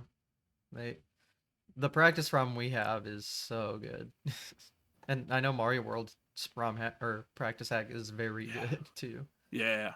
I really feel like that represents a lot of the future, is these people, people that we stand on the shoulders of giants. People made us practice cards. People did all this research. People made ROM hack editors and things for us so we could, have an easier time. And that's really cool. Yeah. As someone who's grown up, playing, if I in the 90s, if I want to play the game, I literally have to have the cartridge and put it in my Nintendo. To I can have any game I want with infinite lives and god mode and any hacks and anything all the time. That games have gone from being a thing to just a canvas that we paint on.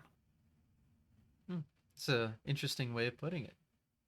I like it. Games are art for me. I feel deeply about gameplay as a martial art, gameplay as a zen endeavor, that kind of thing. I look up to, like, I know it's silly, I'm not trying to compare myself to him, I mean this so much, but I look up to, like, Bruce Lee, who, was into the zen of his martial art, and thought so deeply about how to throw a punch that he could throw a perfect punch anytime. I feel that way about games. I do, and not everyone has to. Again, it's just my way. I'm not the objectively best way to be, but I think for those that are interested in that kind of thing, it's a martial art. You practice 1,000 kicks, 1,000 punches, do the same thing to become perfect at it, and it's in the mind, right? That's where it is. I don't know. Maybe I'm not making sense. This is the 2 a.m. GlitchCat stream. It's not that late, is it? It's 2 p.m. for me.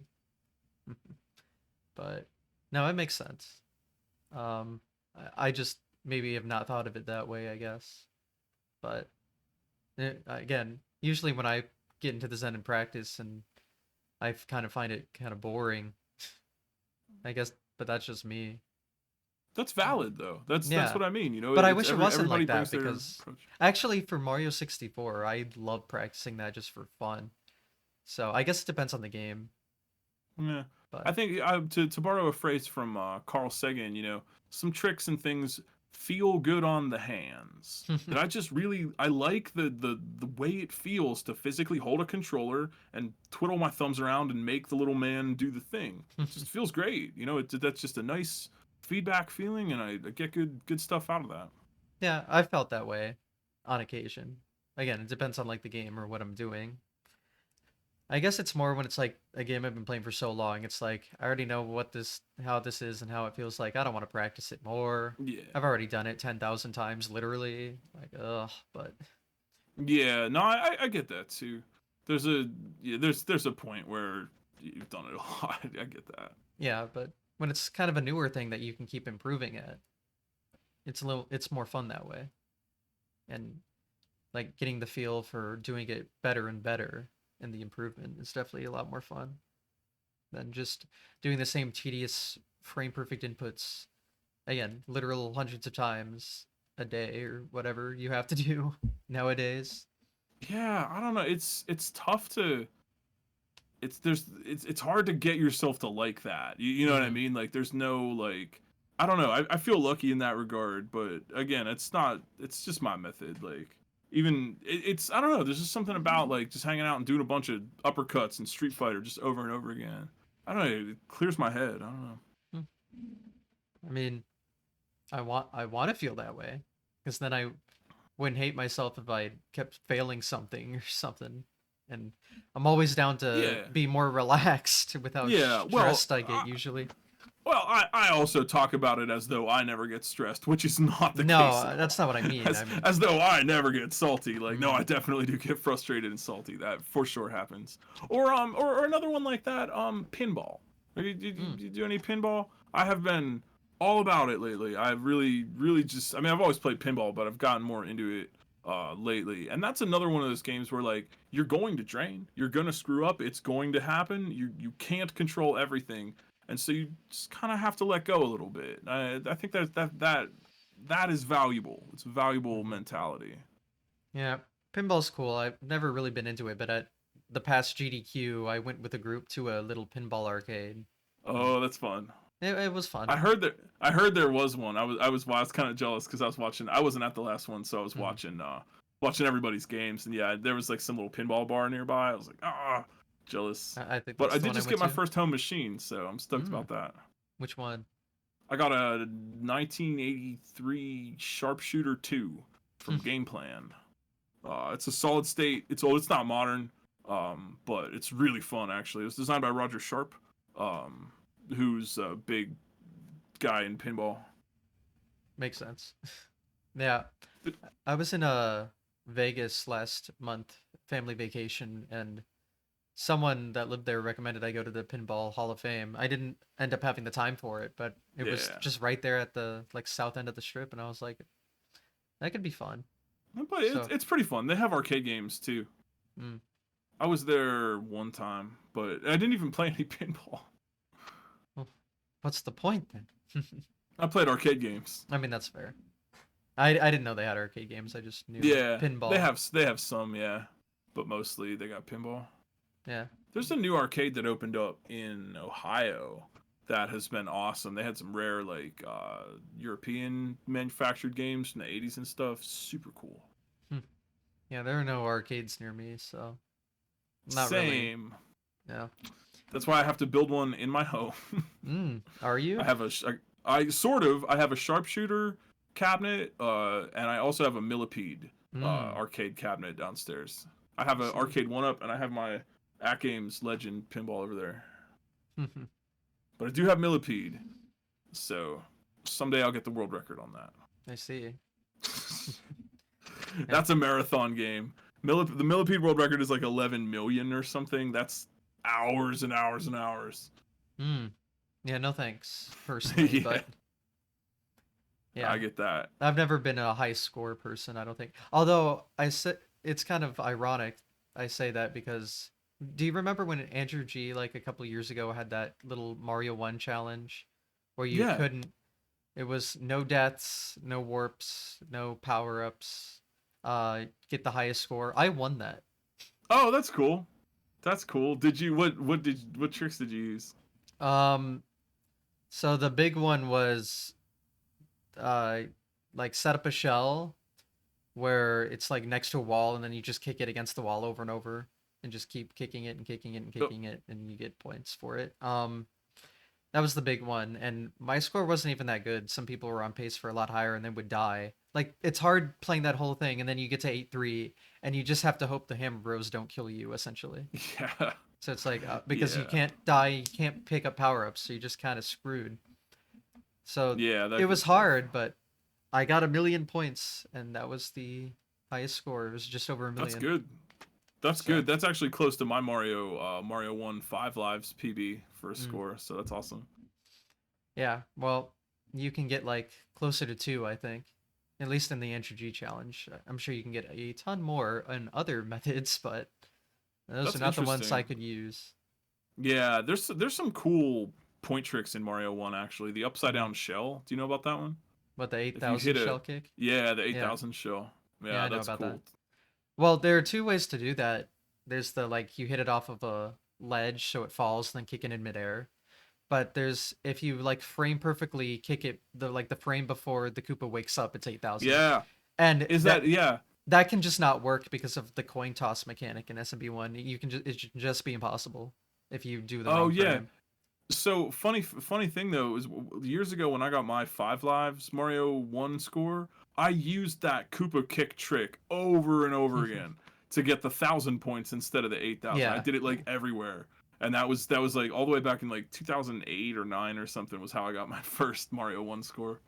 yeah.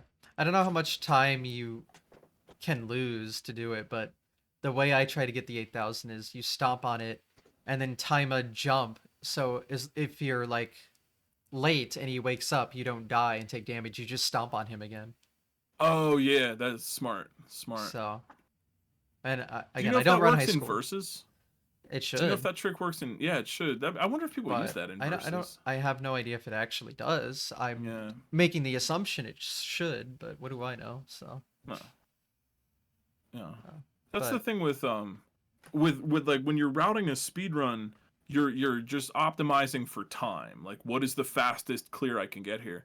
And mhm. when you're routing a high score, in some case like in Mario, because you get points for the timer, Mm-hmm. right? You're not optimizing for time. You're optimizing for like earnings per time. You Mm-hmm. know what I mean? So like in all the math, like when I did Mario 3, I have the deathless high score world record on Mario 3. And when I was doing that, the routing and optimizations were like this trick takes X amount of time. If I were to get X amount of time as a time bonus, it would be this many points. So I have to score more than that. You know what I mean? At Mm-hmm. 50 points a second, whatever strat that I'm doing has to be more profitable than just going and getting the time bonus. That's Mm-hmm. a fun, excuse me, that's a fun optimization challenge, I think. And it's like a puzzle. You need to almost like a mathematical puzzle even just to figure Hmm. out what benefits you more Yeah. at the end of the day. Mario 3 score routing was a lot of fun. I spent a long time on that. Mm-hmm. I don't think I'll ever go back to that run if somebody beats my score, but I kind of don't. I don't know. Maybe nobody will. I don't know if anybody wants that run. It was like Mm-hmm. a 5 hour deathless run that played every level like as slow as possible to get all the possible points. But routing it and coming up with tricks for it was awesome. Mm-hmm. Yeah, that's cool. I've routed a Mario 3 walkathon, like never pressing B, Oh, that's cool.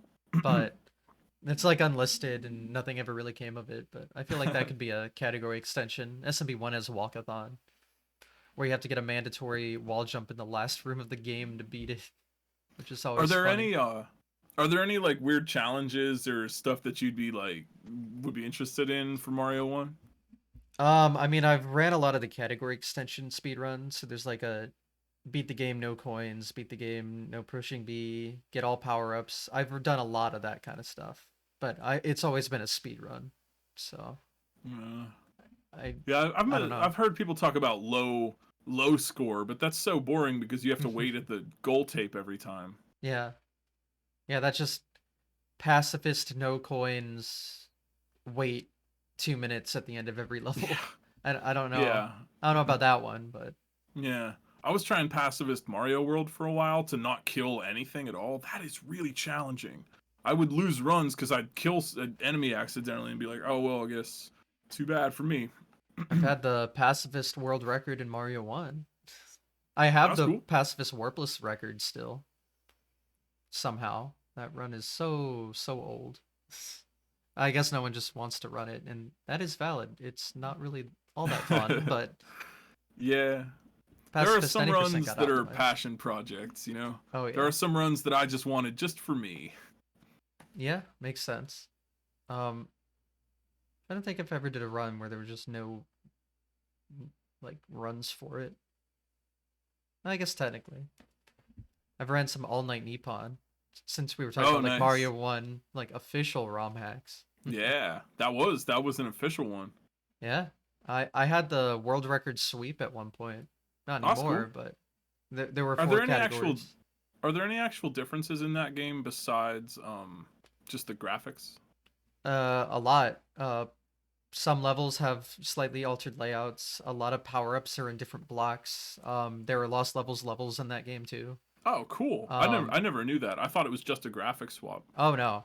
It is it's weird that's called All Night Nippon. The only level was changed to night was World 1, like 1-1 and 1-3. Every other level is that was daytime in the original is daytime there. All day Nippon. So, it's not even all night. It's a little extra night. I don't know. Doesn't make sense to me, but yeah, there's actually like a lot of differences. And then it also uses the lost levels like physics because in lost levels That's you like cool. bounce higher off of enemies and some other Oh, little yeah, things. It does that's that. true. That's true. Yeah, yeah, you're right actually. I never like was cognizant of that, but the physics in Lost Levels are slightly different. Hmm.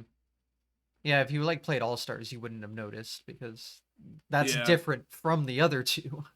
Yeah, So that it's was where I got all the original NES Mario's. I played on All Stars first. I I'm didn't have an so NES sorry. growing up.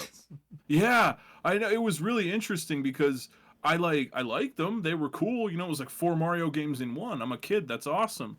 And then I finally, as an adult, got an NES and was like, "Wow, these physics are amazing." Actually, I thought this game sucked. Hmm. I'm glad someone understands that All Stars sucks because Yeah, yes, it does. it's not. No, the physics are not good, and people are like, "Oh, will you hack like Mario 2 All Stars?" Like, No, I won't. No. I would rather play the originals of all of those games. But Hmm. in the 90s, I was a kid. I didn't know any better. And it was like 4 Mario games in one, so heck yeah. I love doing a speed run and jumping into a brick and it stopping you completely in All Stars, which would never happen on NES. I love the camera in SMB3 when you're like falling down and it's like there's a Mario in the middle of the screen. He's like at the very bottom and you can't see where you're landing. All Stars Yeah. is great. I like the graphics, but that's about It's all it. right. Yeah. They're just inferior versions of the Oh, they're so originals. inferior. Yeah. Like there were, I've seen some ROM hacks where they like made the physics the original on All Stars, so you can actually play it and it's not painful. Oh, that's funny. That's cool though. Yeah, it is a version. You see, I played that game on the Wii because I got the 25th anniversary collection. You know, as far as I knew, that was a new game. I didn't know what a Super Nintendo was yet. Oh But man. they literally just ported the SNES game onto a Wii disc and called it a day. It's crazy. Yeah, they did. They did do that, didn't they? That's all. I guess I got a tiny little cool booklet and CD out of it that I never used, but they Booklets really are did going just, away. yeah, they really did just sell you a SNES game on the Wii for the anniversary and did nothing to change it up. No, that's why when they re-release all these virtual console games, I'm just like, I already have these. I can already play this. I don't need. I know someone that's bought like digital copies of Mario World on like 3 or 4 consoles. Like, why, dude? Like, Stop buying it. it's the same Yeah, game. It's an emulator. yeah. I mean, I've been guilty of that in some ways, but not fully. It depends. Like, if you're buying something on the Switch, now it's portable. That makes sense. Or like on Yeah, a DS or there's. something. But Yeah, yeah, if it's like four different consoles for no reason, then I'm not too. Then I don't understand it. But yeah. yeah, I like to use original hardware when I can. So that's what I have. But Yeah, same. And back in the day, it was like, that was the standard. If you want to get a world record, you must do it on original console and original hardware with the original power supply and stuff. But mhm. there's reasons for that. Like I get that. Yeah, I mean, all the runs I do now are still on EverDrive. That's like the only unoriginal thing I do, just Yeah, because it's hard to get the carts sometimes, and yeah, sometimes they don't work, and it's like, well, my EverDrive works. I'll just use that. It's the same, literal same code. The original hardware is reading it the exact same way. There's no difference, so I don't care. And I mean, yep. it's perfectly fine.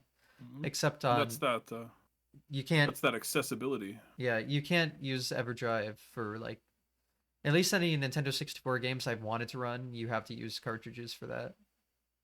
There was a reason for it, but maybe the EverDrive isn't as accurate. But that I haven't messed sucks. around with N64 EverDrive much. It's Yeah. not a lot of play on. N64 kind of passed me up when it came out. I was like, "What do you mean we're not going to make Mario World anymore? I guess I'll just stay with the old stuff." And the new fangled N64. 3D. Who cares? Mario's a 2D man. Yeah, the first 3D Mario game was Mario RPG. Mm, I guess technically. It was, and then Mario 64 came out. And I'm like, I already had a Mario 3D game. Oh, excuse me. Yeah, I guess technically it's 3D. I always considered it kind of like a 2.5D thing, but I mean you Yeah, can jump in all directions in a sense. it looked 3D enough for me at the time. That's all that matters, right? Yeah. Hey, and now they're remaking it. Yeah, I'm so stoked. I fell out of my chair. I never thought I'd live to see the day. I got that game when it came out. I got Paper Mario when it came out for the sequel. To think I'd live to see this day as a gamer. I'm so excited for that one. Yeah, good announcements in that last direct. Yeah. So I'm excited to see what comes of it, especially again that Mario Wonder. Have no idea what that'll be like. So Yeah, I bet that's gonna be a lot of fun. You know what I mean? Like the first month everyone's gonna be playing it and sharing strats and funny videos are gonna come out and stuff. I'm excited. although once something like game breaking glitches found, Nintendo's gonna patch it out or something. Let them try. Not Well, you're you probably see, right there. yeah, And then you'd have to like hack your Switch and get a downgraded version just to run it optimally or something. Some bullshit like that's gonna happen. Yeah. I'm just waiting for it. Yeah. Well, we'll cross that bridge when we come to it, I guess. I just want to play Nintendo. Yeah, that's fair. I do like Nintendo games, so Nintendo that's the games, main thing. good. Yes, Nintendo. Maybe the thumb goes the other direction, but their games are cool. A little bit. You kind of ride that line, you know? Yeah. Have you ever like made a Mario Maker level or something that they took down? Um, no, Oh, actually. But nice. that's weird because I have Mario Maker courses from launch day on Mario Maker 1 that did use glitches and things. Maybe I don't know, like as they never took my Mario Maker 1 levels down. No, actually. But I never made like something with like a hard lock or a really like game crashing glitch. It was always just kind of Kaizo stuff. Although I Yeah. guess they did I had a Mario Maker 1 level with this tech involving sideways springs that if you have like one like facing on a wall and you jump, it'll compress a little bit and then you can leap off of that and get like a lift upward. They eventually patched that out. So there were only like a handful of levels that even had that trick in them. I So had what now? one If that level's still in rotation, you just can't beat it because it doesn't work. yes, I think so. I think Mm, that's how that would be. I don't really know. It's been a minute since I played Maker 1. I kind yeah. of kind of retired from Maker. Did you do Maker 2 stuff then? I did a little bit when it came out. I made some courses and had some fun, but ultimately I just really like the physics of Mario World a little bit more, and Yeah, that definitely it's makes it's sense. faster, it's snappier. It's not even bad. Like no shade on Mario Maker players. There are amazing people that make really cool stuff, but it's more of a personal preference for me. Yeah, I mean, what Mario Maker uses like the new Super Mario Brothers kind of hmm physics. Yeah, So, and even that's in kind of Mario weird. 3 and Mario World and Mario Yeah. 1, it's the same physics engine And across. that's why If you they can were just to, swap the game, what do they yeah, call it? Style, I guess. You can just yeah, swap it and nothing happens. yeah, it's just different graphics basically. Hmm. But like Maker is cool, and there's things and gameplay and design potential in Maker that you don't get anywhere else. But just to throw that out, no shade on Maker.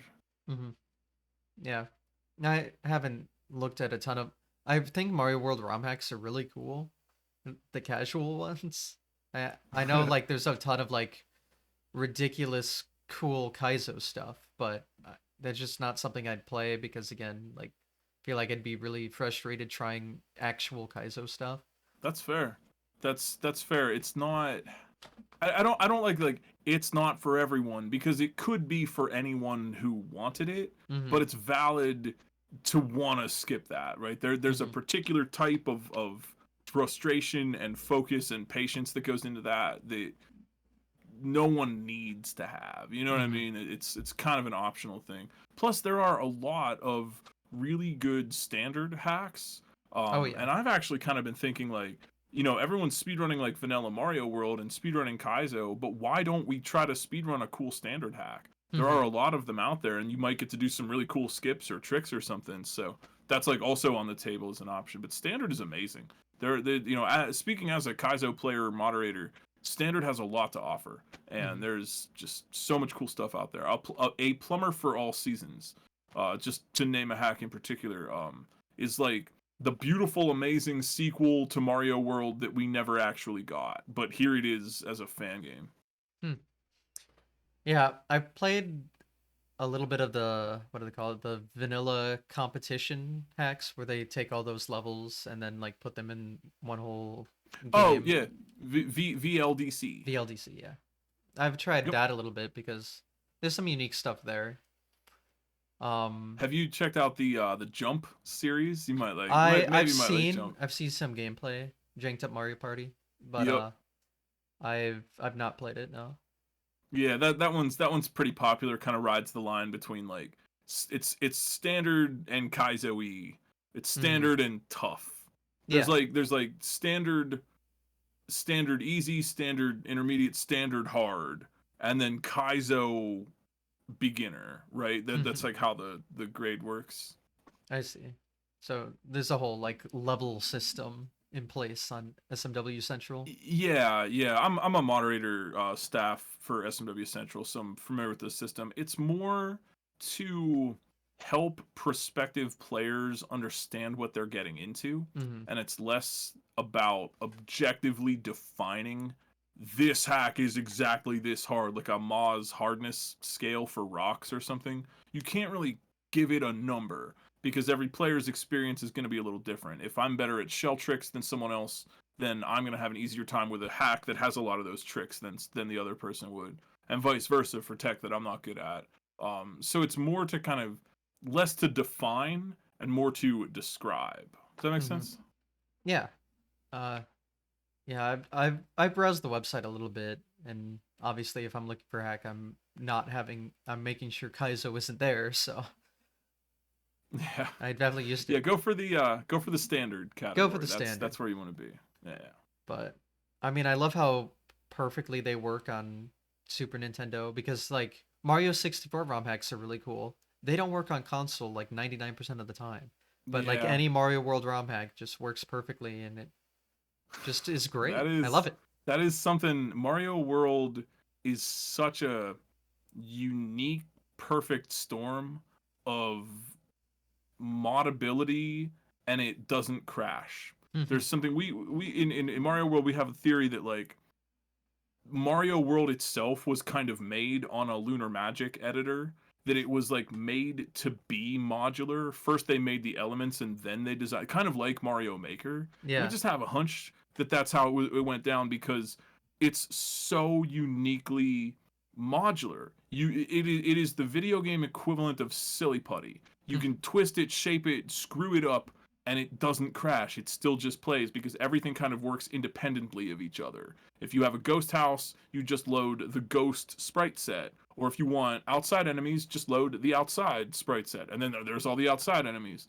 It's just, there's something about it. And we have a lot, like I said, we stand on the shoulders of giants, is we have Fusoya and hackers who came before us to thank for this. If it weren't for Lunar Magic, excuse me, and just how easy it is to use Lunar Magic, I don't think we'd be seeing the kind of hacks we have now.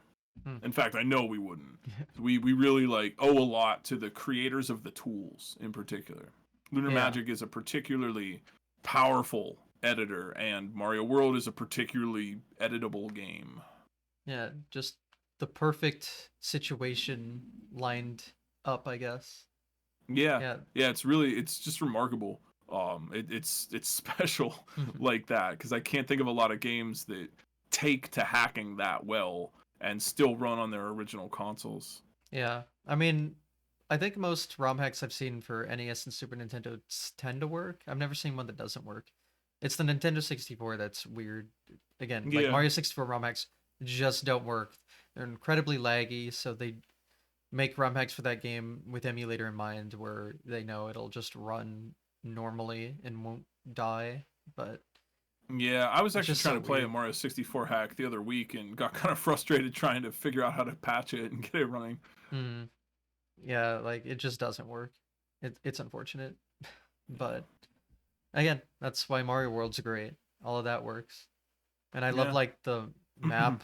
You can do cool things with the map, like all cool themes and stuff, Oh and the yeah, levels are just yeah, now that definitely see like an art to it. In yes. fact, I remember in middle school in an art class, I had, you had those like giant art paper things. I drew like an entire Mario game overworld Oh tight. thing.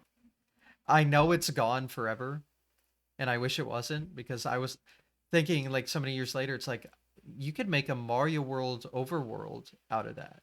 Yeah, yeah. You totally could. Like you can just do anything in that game almost. It's crazy. And I just Yeah, it's people wonder. really take that to some extremes. I'm waiting for the BuzzFeed article in like 2030 or whatever that says, "I found the rabbit hole of Mario World ROM hacking and you won't believe," because we've really gone from there is so much. People use Kaizo and SMW ROM hacking in particular to talk about deep personal issues, Mm, to talk about their lives and their hopes and their dreams and to discuss philosophy and things, or to just shitpost and be silly and funny. And there's everything. It really is its own like art scene now. People make really intensive custom graphics, really big overworlds, just absolutely remarkable artistry. And people also porters of music. Oh It's yeah. like not only like can you have like level designers, but there's also like people who port these awesome songs and make these awesome graphics and make code, and like not everyone is doing all the things, but it all feeds into this big swirling tornado of creativity. Hmm. How many hacks are there of that game? There's got to be On Mario thousands. World? Yeah, Oh, jeez. I assume like I have thousands, no right? idea. Yeah, actually, I can take. I'm looking at the SMW Central. If it gives me even a thing, there are 37 waiting to be moderated right now, Hmm. and yeah. Oh, here, 2,104 submissions on the Super Mario World hacks page on SMW Central. That is crazy. Yeah, That's that's a lot. wild. One of the players, there's a player by the name of K-Tune, who's a really good Kaizo player, and they have been trying to beat like as many Kaizo hacks as they can. They're almost at 1,000, and Wow. they've beaten probably the most out of anyone. I myself am at 500, 600 ish beaten. I lost count a while ago. Hmm. But there are 30 sitting in. Well, no, they're not all Kaizo, but there's more every week. Like as a moderator, I am like always playing new hacks every single week. There's something new coming out. It's remarkable, actually. The output has been pretty ridiculous. Yeah. I mean that's just a ton of content for one game. Yeah, It's crazy. yeah. And then you to change the graphics. There are people. There's a hack. Sakari remastered. Is a hack, or there's another one that came out recently. I can't think of the name of it. That basically modify the game so much that you wouldn't even notice it's Mario World. Mm. All the graphics are different. All the HUD is different. Everything is different. Everything is changed. Underneath it, it's Mario World physics, but like I was playing Sakari Remastered on stream, and people were coming in and being like, "What Super Nintendo game is this? I've never seen this before." Like, actually, this is a Mario World hack. You could completely alter the game. Yeah. I wonder if Mario World's the most like hacked game ever. I would hazard a guess that it is, Yeah, I because think of what so. we've been talking about, that how Hmm. just very perfect it is, how accessible it is, how the tools have been out for so long. I would hazard a guess. Except for, you know what, maybe Doom. Oh, true, Maybe true. Doom. Doom and some of the old PC games have us beat. Maybe the most hacked like Console Nintendo game. game or console game or Yeah. something. But yeah, I'm willing to bet Doom modders have us beat a little bit. I was just recently learning about that My House My House. Doom I mod. watched the whole documentary Wow. on that. That was so cool. That was It's just mind-blowing. ridiculous. Yeah. Yeah, I was loving that. That was because I'm a big fan of House of Leaves. Uh They talked about the yeah. Navidson record in there, so I was just like, oh, oh crap, it's Navidson. Like, yes, I get it. I know what they're doing. As soon as I saw that Navidson Realty sign, I'm like, oh, I get what you're doing here. Oh, I get it. That was awesome. I liked My House a lot. That was cool. Yeah. I forget what the channel was, but I saw that like almost 2 hour long documentary going Yep. over the whole thing.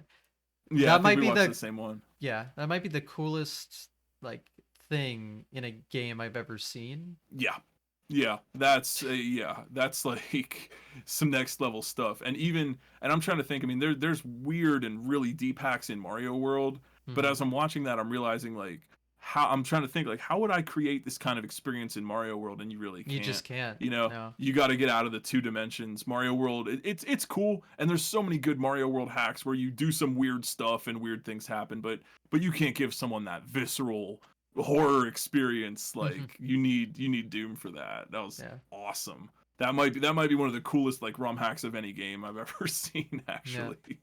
It's funny because I've never played Doom before, but I Same. still was like, wow. Okay. Yep. Big same. I could follow that whole thing. I played Duke Nukem. Actually, my parents didn't want me to play Duke Nukem, but my buddy was cool and he had Duke Nukem when I was a kid, so we played Duke Nukem. Yeah, I remember when Darby was speedrunning that on the 64 version. Oh man. Those FPS games on console are rough. Especially N64 it being like 30 on a good day. 30-ish FPS, 20 30-ish. 20 if you're lucky. Yeah, or if you're playing like PAL Ocarina of Time, was that 15? Yeah, have fun with that. Oof. At least the frame perfect tricks are kind of easier. Yeah, I mean I don't really know how that all works, but Well, if the frame rate is slower. well, yeah, I don't know. but I don't know if that's actually true or not. yeah, like I guess I don't know how games handle frame rate because maybe not back then, but some games will like account for like DK64 does that. If the game lags a bunch, it'll like give you more speed, and so you can like lag the game and clip through things because you get more speed. I don't know. That's interesting. I never. Yeah. This is all news to me. Okay. Well, I'm lucky to be friends with people that have run DK64, and I remember one time I got like a Nintendo 64 and I was testing out what is that, the expansion pack or whatever that goes in the top of it.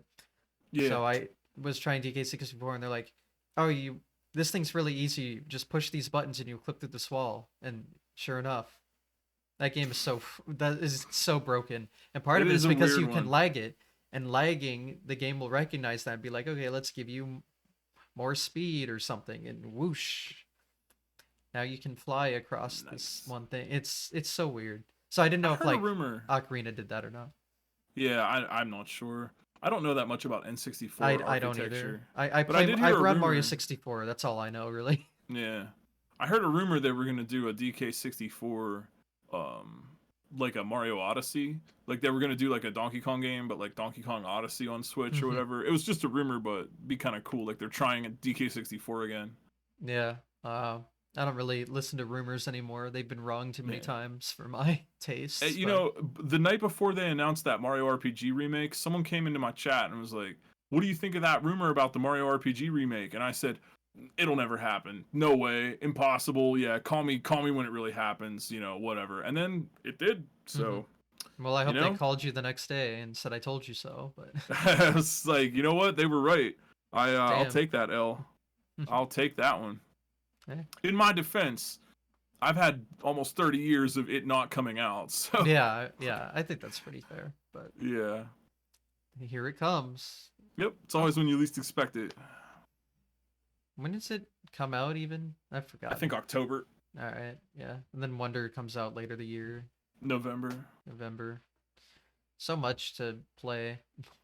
I mean, my backlog is big enough as it is, Yeah, and they keep releasing games. How dare they? it's a good looking future in gaming. Yep. We'll see what comes of it. So how many Mario World hacks have you made? Because you haven't just done Um, Subcon.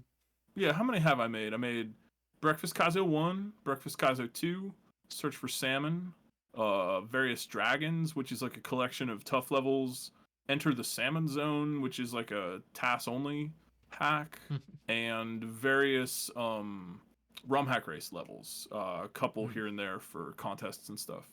Got it. So five kind of big ones, and two SMB2 hacks. Mm-hmm. Or the breakfast like beginner Kaizo kind of things.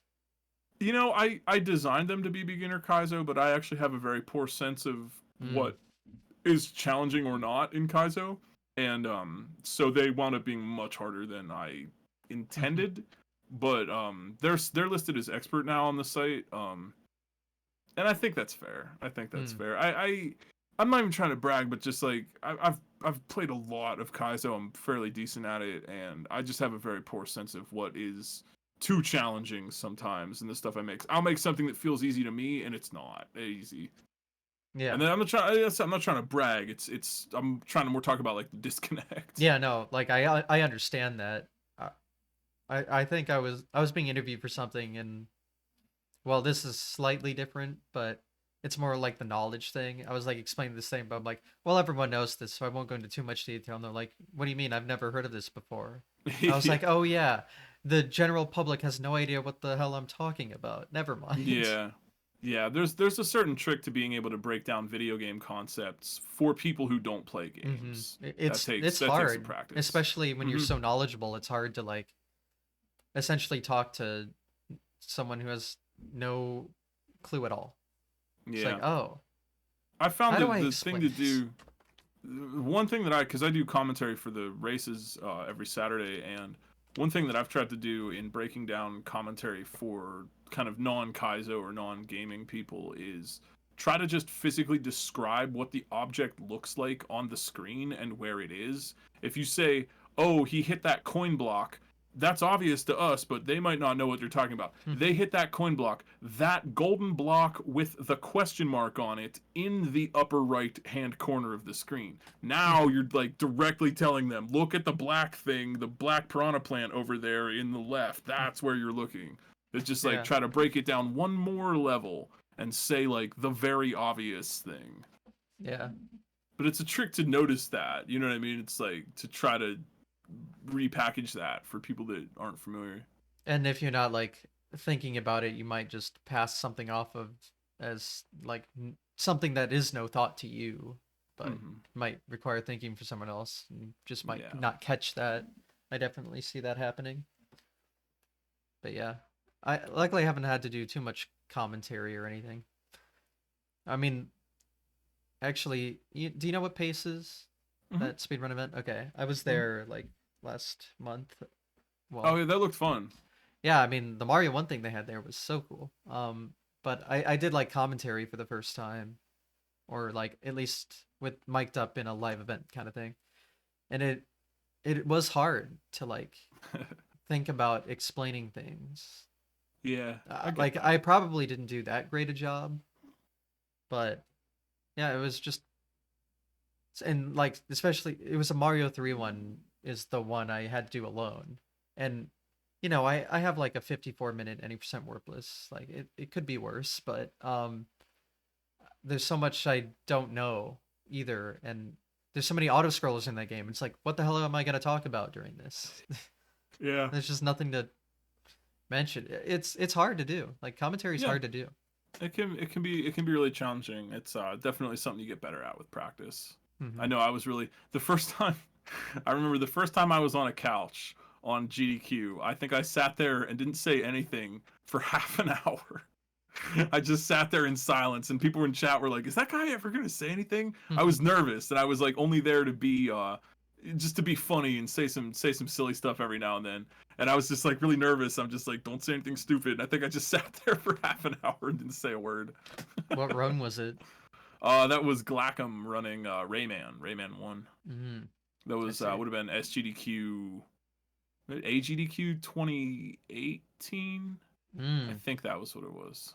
Right before me. Oh. Yep, that was my first couch. I just sat there being nervous and said like one thing. I've still never been on a couch, but I was on stage last GDQ, so that was interesting. That was an experience. Was that was the Mario 1 run, right? The one-handed one, yeah. That was me. Yeah, that was awesome. Yeah. That was like one of my that was like amazing. That was like one of my favorite runs of the entire thing.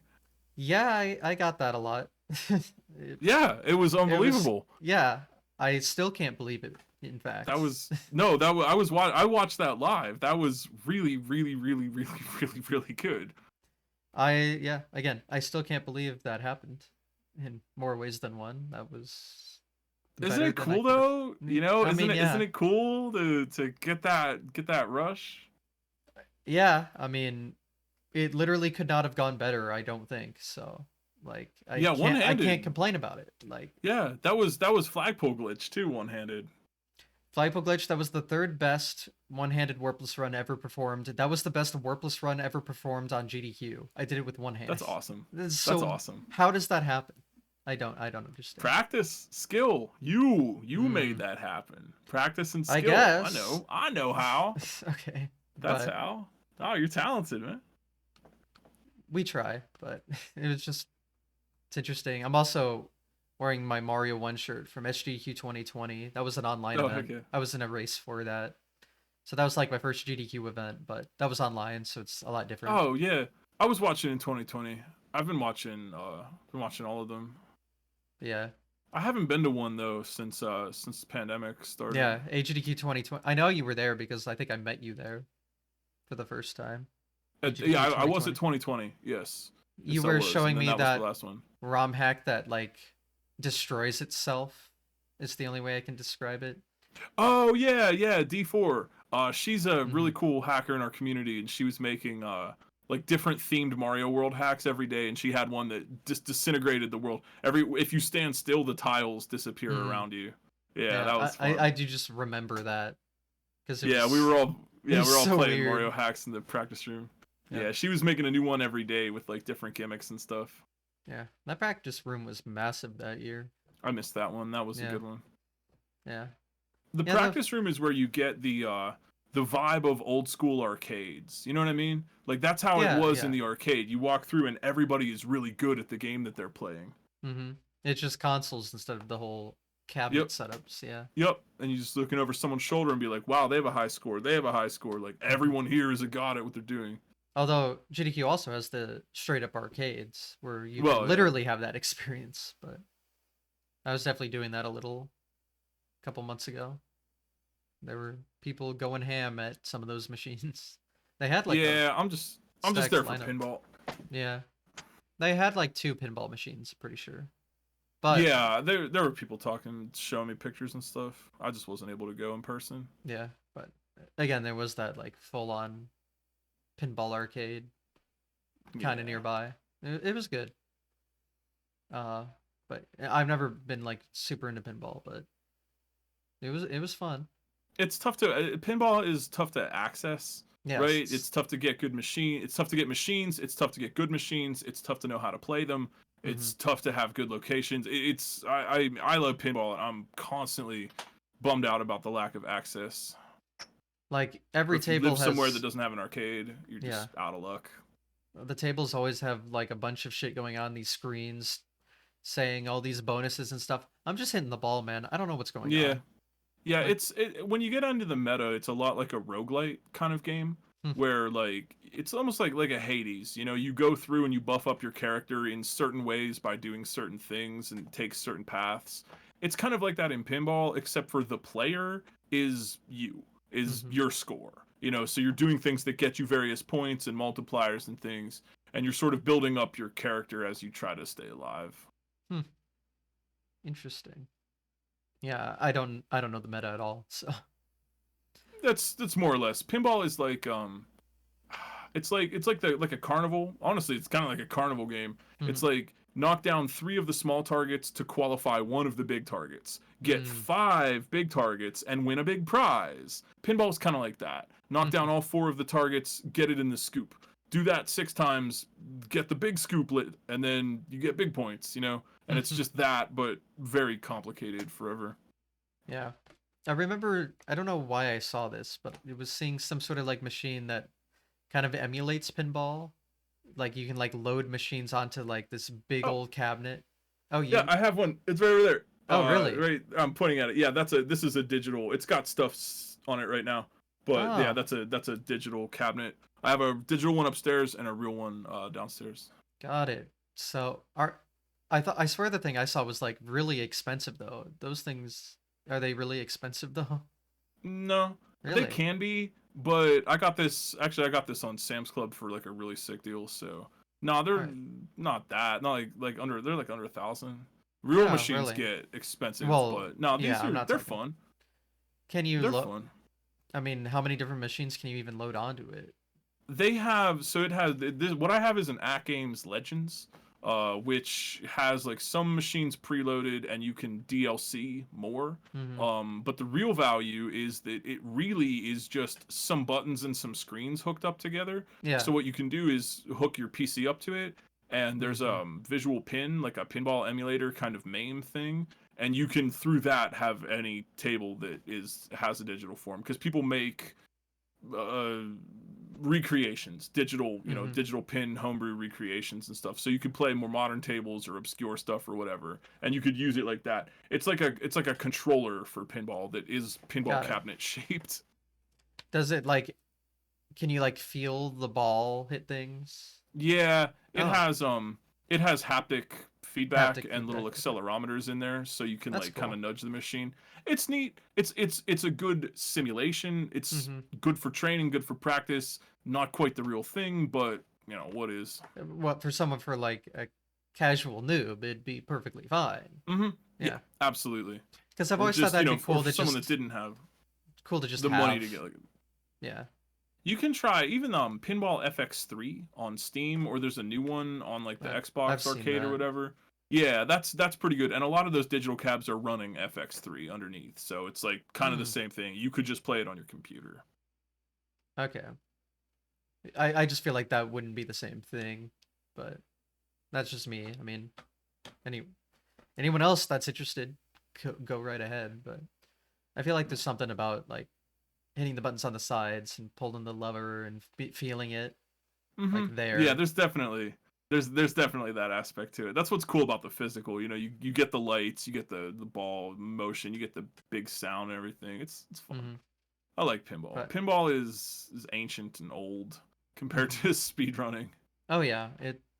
I mean, pinball's been around forever. It's actually kind of crazy how long. Since like the 30s. Something like that. Flipperless pinball was going around in like the 20s and 30s. It evolved out of a Victorian era game called Bagatelle, which was like pool basically, like pool and plinko. You Hmm. shoot a ball with a cue, it bunks around and hits some stuff. And then they had like 30s flipperless like plinko basically machines where you just plunge it and it bounces around. That's why it's called pinball, because they were boards with pins sticking up in it to hit the ball, pinball. Hmm. And then they added flippers, and then there was a whole legal debacle about whether or not it's gambling or a Hmm. game of skill. It was gambling, but Hmm. they added flippers and made it into a game of skill, and then we get modern pinball out of that. Well, it makes sense. Just it used to be gambling. That's funny to think about. It was definitely gambling. You just plunge the ball and hope it goes in the thing. You know what I mean? It's Hmm. literally just like Price is Right, Plinko. It was gambling. They tried to say it wasn't. It was gambling. Yeah, makes Which is like, sense. that's fine. I mean, I don't, people can gamble. That's fine. But the law didn't care for that so much. Hmm. No, I mean you get sometimes you just gotta call it what it is, and Yeah, it they was tried gambling. to. There's a good documentary. It's like, well, it's a movie. It's like a factual docu movie. It's Hmm. called Pinball: The Man Who Saved the Game, and it's about the true story of Roger Sharp, who was a writer and a pinball enthusiast at the time, who successfully argued in front of the New York City Council in the late '60s. I think it was late '60s. That pinball is a game of skill, not a game of chance, Hmm. and managed to demonstrate it. They played pinball at City Hall and made some shots and called his shot and then hit it. And so it convinced them, oh, it's a game of skill. I guess we were wrong about this. Hmm. And then we get more pinball. Yeah, It's a cool. good movie. Yeah, if you want to learn a little bit about pinball history, it's a really Hmm. really nice one. Yeah, I never thought I was that into it, but there's something about like the different themes and all the, especially more modern stuff. They have like whole stories going on the dashboard. Like Oh yeah, it's like what is going on. yeah, It's definitely interesting. It's unique. yeah. As pinball has progressed out of, because it used to just be there to take your coins in the arcades, and then the arcades kind of dried up a little bit, right? And so nowadays manufacturers are making them for home buyers. Hmm. And when you have one at home, it doesn't matter so much that you drain the ball or put more quarters in. What the home market wants is interesting rules, Hmm. complicated meta, a Yeah. game that can't be mastered in a day or so. And so that's kind of been the trend towards these very flashy, very complicated games. Yeah. Makes sense, but I don't know. It's just cool. I mean, I don't know much about it. It's nice to learn more about it. Pinball is fun. It's Yeah. it's been where I haven't really been speedrunning that much, and pinball and Street Fighter is kind of where I've moved into. It's like I need a game that's kind of perpetually out ahead of me a little bit, you know? I need something that I can master but not completely. It like keeps me coming back. Yeah. I mean, it's interesting. You're one of the only people I know that are like into pinball, arcade, and console, like everything, every like kind Yeah, of gaming thing. yeah. I try to walk as many paths as I can. Like I said, like I treat it like a martial art, and I take my gameplay skill seriously. And not to say that this is the best way to be, but for me, it matters to me to be good at games, and I really get something out of that. So I'm always on a quest to be a stronger player Hmm. and to go anywhere I could learn something. So I've tried to study, play Tetris, study Street Fighter. I learn like RPG speedrunning from people that are into that. I play pinball, arcade games, like anywhere I could learn something and strengthen my own gameplay, that's where I want to be. Hmm. So we talked a lot about Pinball Arcade, like ROM hacking Kaizo kind of thing. Like, I know we briefly mentioned like the cool spot thing, but what are the games that you've like properly ran, like literally just as Oh, normal speed runs? oh, for speedrunning in particular, Yes. I don't have that many speedrun records or whatever, but I do Hmm. have more high scores. Games I Yeah. have ran: Cool Spot Hmm. on Super Nintendo. I ran Micro Mages Oh, on the NES game. NES. Yeah. I like that. I was running that when it came out a little bit. Let's see. I have a record on Pac-Man, Miss Pac-Man for Super Nintendo. I was speedrunning Miss Pac-Man for a while. It was just fun. Blah blah blah. Super Buster Brothers. I really like that game on SNES. I had the Panic Mode and Easy Mode world records for a little while. I ran Super Chefy World 2, one of the toughest shell hacks for Mario World. I ran that at a marathon years ago, and I had the record for a while. Luminescent, another Mario World hack from Borgy Man. I had the record on that for a bit and found some strats. I had, and this was the big one. A lot of my Kaizo records. Well, I don't know. I have a few world records now, but a lot of my speedrun records have been bopped, and I held the record on Quickie World 1. It's for those that don't know, it's a really iconic Kaizo hack. It came out several years ago by a maker named Valdio, and it is kind of an intro to Kaizo hack. So it's kind of easier than your average Kaizo, and as a result, it's a lot of people's first point of entry into Kaizo. It's the first one they played and such. And the record was one of the few records in Kaizo where it's actually deathless. Mostly in Kaizo speedrunning, you're gonna die once or twice, and Mm-hmm. usually the time save is just don't die. But in Quickie World, Dram World, and a few others, the game has been performed deathless. And what that means is that now, in order to get the record on top of that, you also have to do little time saves and little optimizations, in addition to not dying in the supremely difficult Kaizo level. I had the record on Quickie World for many years, actually. It was the only sub 12, and it was the only sub 12 that anyone got for a long time. That run was very, very good and almost perfect. Someone recently came along and bopped it, and that was kind of big news in Kaizo speedrunning. And people were wondering if I was going to go back for it or not. No, I don't think I am. It's at this point the run is so. It could be a whole podcast in and of itself of just why the Quickie World 1 record in particular is so good, but it is approaching like that Mario 1 level of optimization where like Mm. there are no more tricks. There aren't any more time saves, there aren't really any more tricks. You have to copy what was already done and do it really well. And then right at the very end, you have your chance for the 2 or 3 second time save that might either kill the run or get the world record. So that was actually really cool to see, to lose the Quickie world record after a number of years. I had always thought I held it for too long, you know? Like, I'm like, someone's going to come and bot me someday, but no one did it yet. And then a player finally came and did. No, there you go. I think there's others. I have a bunch of high score stuff, but I think that's kind of the bulk of my work in speed running.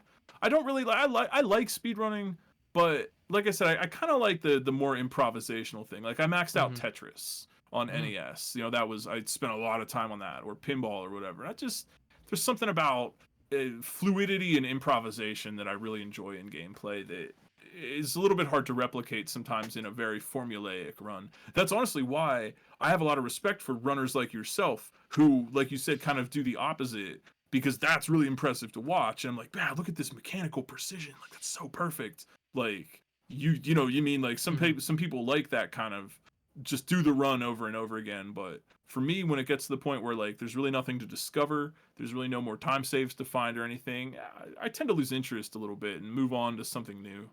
Got it.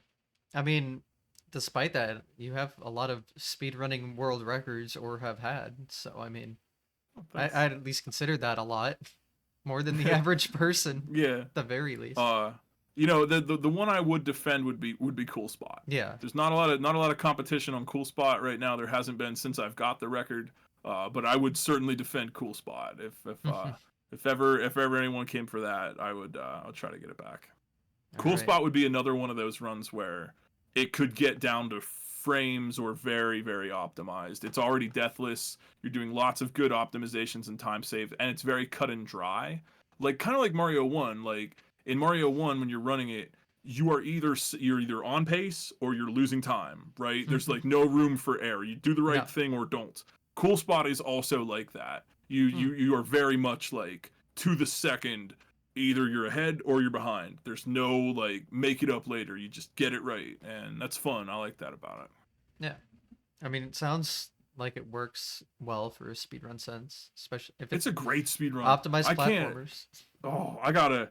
Cool Spot is a great speed run. A kind of a crappy game, but the process of speed running it is the process of turning it into a cool game. Cool Spot's Hmm. movement is kind of janky. You're slow. You accumulate momentum slowly. It just feels awkward to control. The speed run removes that because it's too slow. So the Hmm. routing for the speed run is figure out every point of slowdown and get rid of it, and Hmm. so it turns something that feels awkward into something that's awesome and smooth. And I love that, like, magical transformation about it. Not a great casual game, fantastic speed game. Yeah, I feel like the games that make the best speedruns are either like really good games or really shitty games, like not Yeah. the in between. Yeah. Yeah. You want, it's like, I don't know, for me, I want a little bit of cheese. I want Hmm. to do something a little bit unintended. I like the idea of going through walls and manipulating RNG and getting a perfect cycle on a boss and manipulating drop tables and breaking the game in some way, glitching an object where I shouldn't have it, glitching my player state or something. I like that. And so like I specifically look for runs where I get to do that a little bit. It's part of the reason why I prefer to just play Kaizo games and beat them instead of actually speedrun them, because there aren't really any breaking strats that you can do. You don't Hmm. get to go through walls, you don't get to do anything. And that's, well, it's respectable. It's a perfectly respectable thing to just do the vanilla game as intended very well. Hmm. I don't know, I just like a little more than that. Maybe growing up with games, playing them the intended way so much, it made it so mind blowing, right? When when you first start watching GDQ, Hmm. it's just so incredible to see, and I never knew you could go through the wall in this game, and wow, it's amazing. And I'm still mind blown by that. I'm still looking for those glitches. Yeah, it's crazy. Like every game has something about it, I think. But I mean, obviously, some games are a lot more boring than others. You gotta pick your poison, I guess. But I feel like every game just has something about it that makes it work. Yeah, speedrunning is great, and like Andrew G's any percent helped us blaze the way. Like any game, pick your goal and get there the fastest. There is speedrunning. It's Hmm. taking it out of the hands of the authorities, putting it into the hands of the players. Hmm. Yeah, I mean, you can run anything, any objective in any Yeah. game. Like even if there's Yep. no leaderboard, just Yep. go I ham if you love I really want love to. that though. Yeah. Speedrunning is the idea of speedrunning. Hmm. Yeah, there is no authority at the end of the day. Mm-hmm. It's just the game and whether or not did you do the game? Yeah. Well, Speedrunning has no authority. There's only authority if you want to be on a leaderboard, but you don't have to be on a yeah, leaderboard. there's only consistent standardization that we're Hmm. both playing the same code in the same way. Yeah. That's the only like authority. Hmm. Yup, Yeah. yup. Yeah. But I mean, I've done runs where you hack the game and then beat it a certain way. Like you can do it however. So many different options. Um, so you mentioned having like high score records too. I don't think we talked about all of them, right? Do you have like a lot of those? Um, I honestly I did those back when, and I think Hmm. I've lost some. Let me think of some. Millipede on NES, Five Lives, and Marathon. Yeah. I got the Tetris max out is my one that I'm very very proud of. The Mario 3 Deathless high score. I know that score. It's 7,213,420 on One Life, No Death, No Warps on Mario 3. Um, those are kind of my bigger ones. I've had Yeah. other ones. Oh, Frostbite on Atari 2600. I had the world record on that for a while, but I lost it recently. Mm. All right. So those are the like the big ones. Yeah, I have a bigger list, but A lot of them sometimes like I have like 1,000,000 points on NES Kung Fu. I'm really proud of that. 1,000,000 on that game is really good. But it's not the world record. But it's a good. Or I have like 1.7 on Donkey Kong Jr. 1.7 million. Good score, not the world record. Well, it So I doesn't think have I to have be like some either. records, and I have like a lot of scores that are just good, and some that aren't so good. I mean, as long as you're proud of the score, it doesn't have to be record. So. Yeah, yeah. Well, I thought we were specifically world Oh record no, it doesn't was have to the be. ask. No, you can talk about things you Oh just are yeah, proud of too. I mean, oh yeah. Kung Fu. I almost got 1,000,000 points on my sharpshooter. Cabinet. I just got 190 million on Medieval Madness the other night, and that was awesome. I almost won. That was close, like a PB just the other day.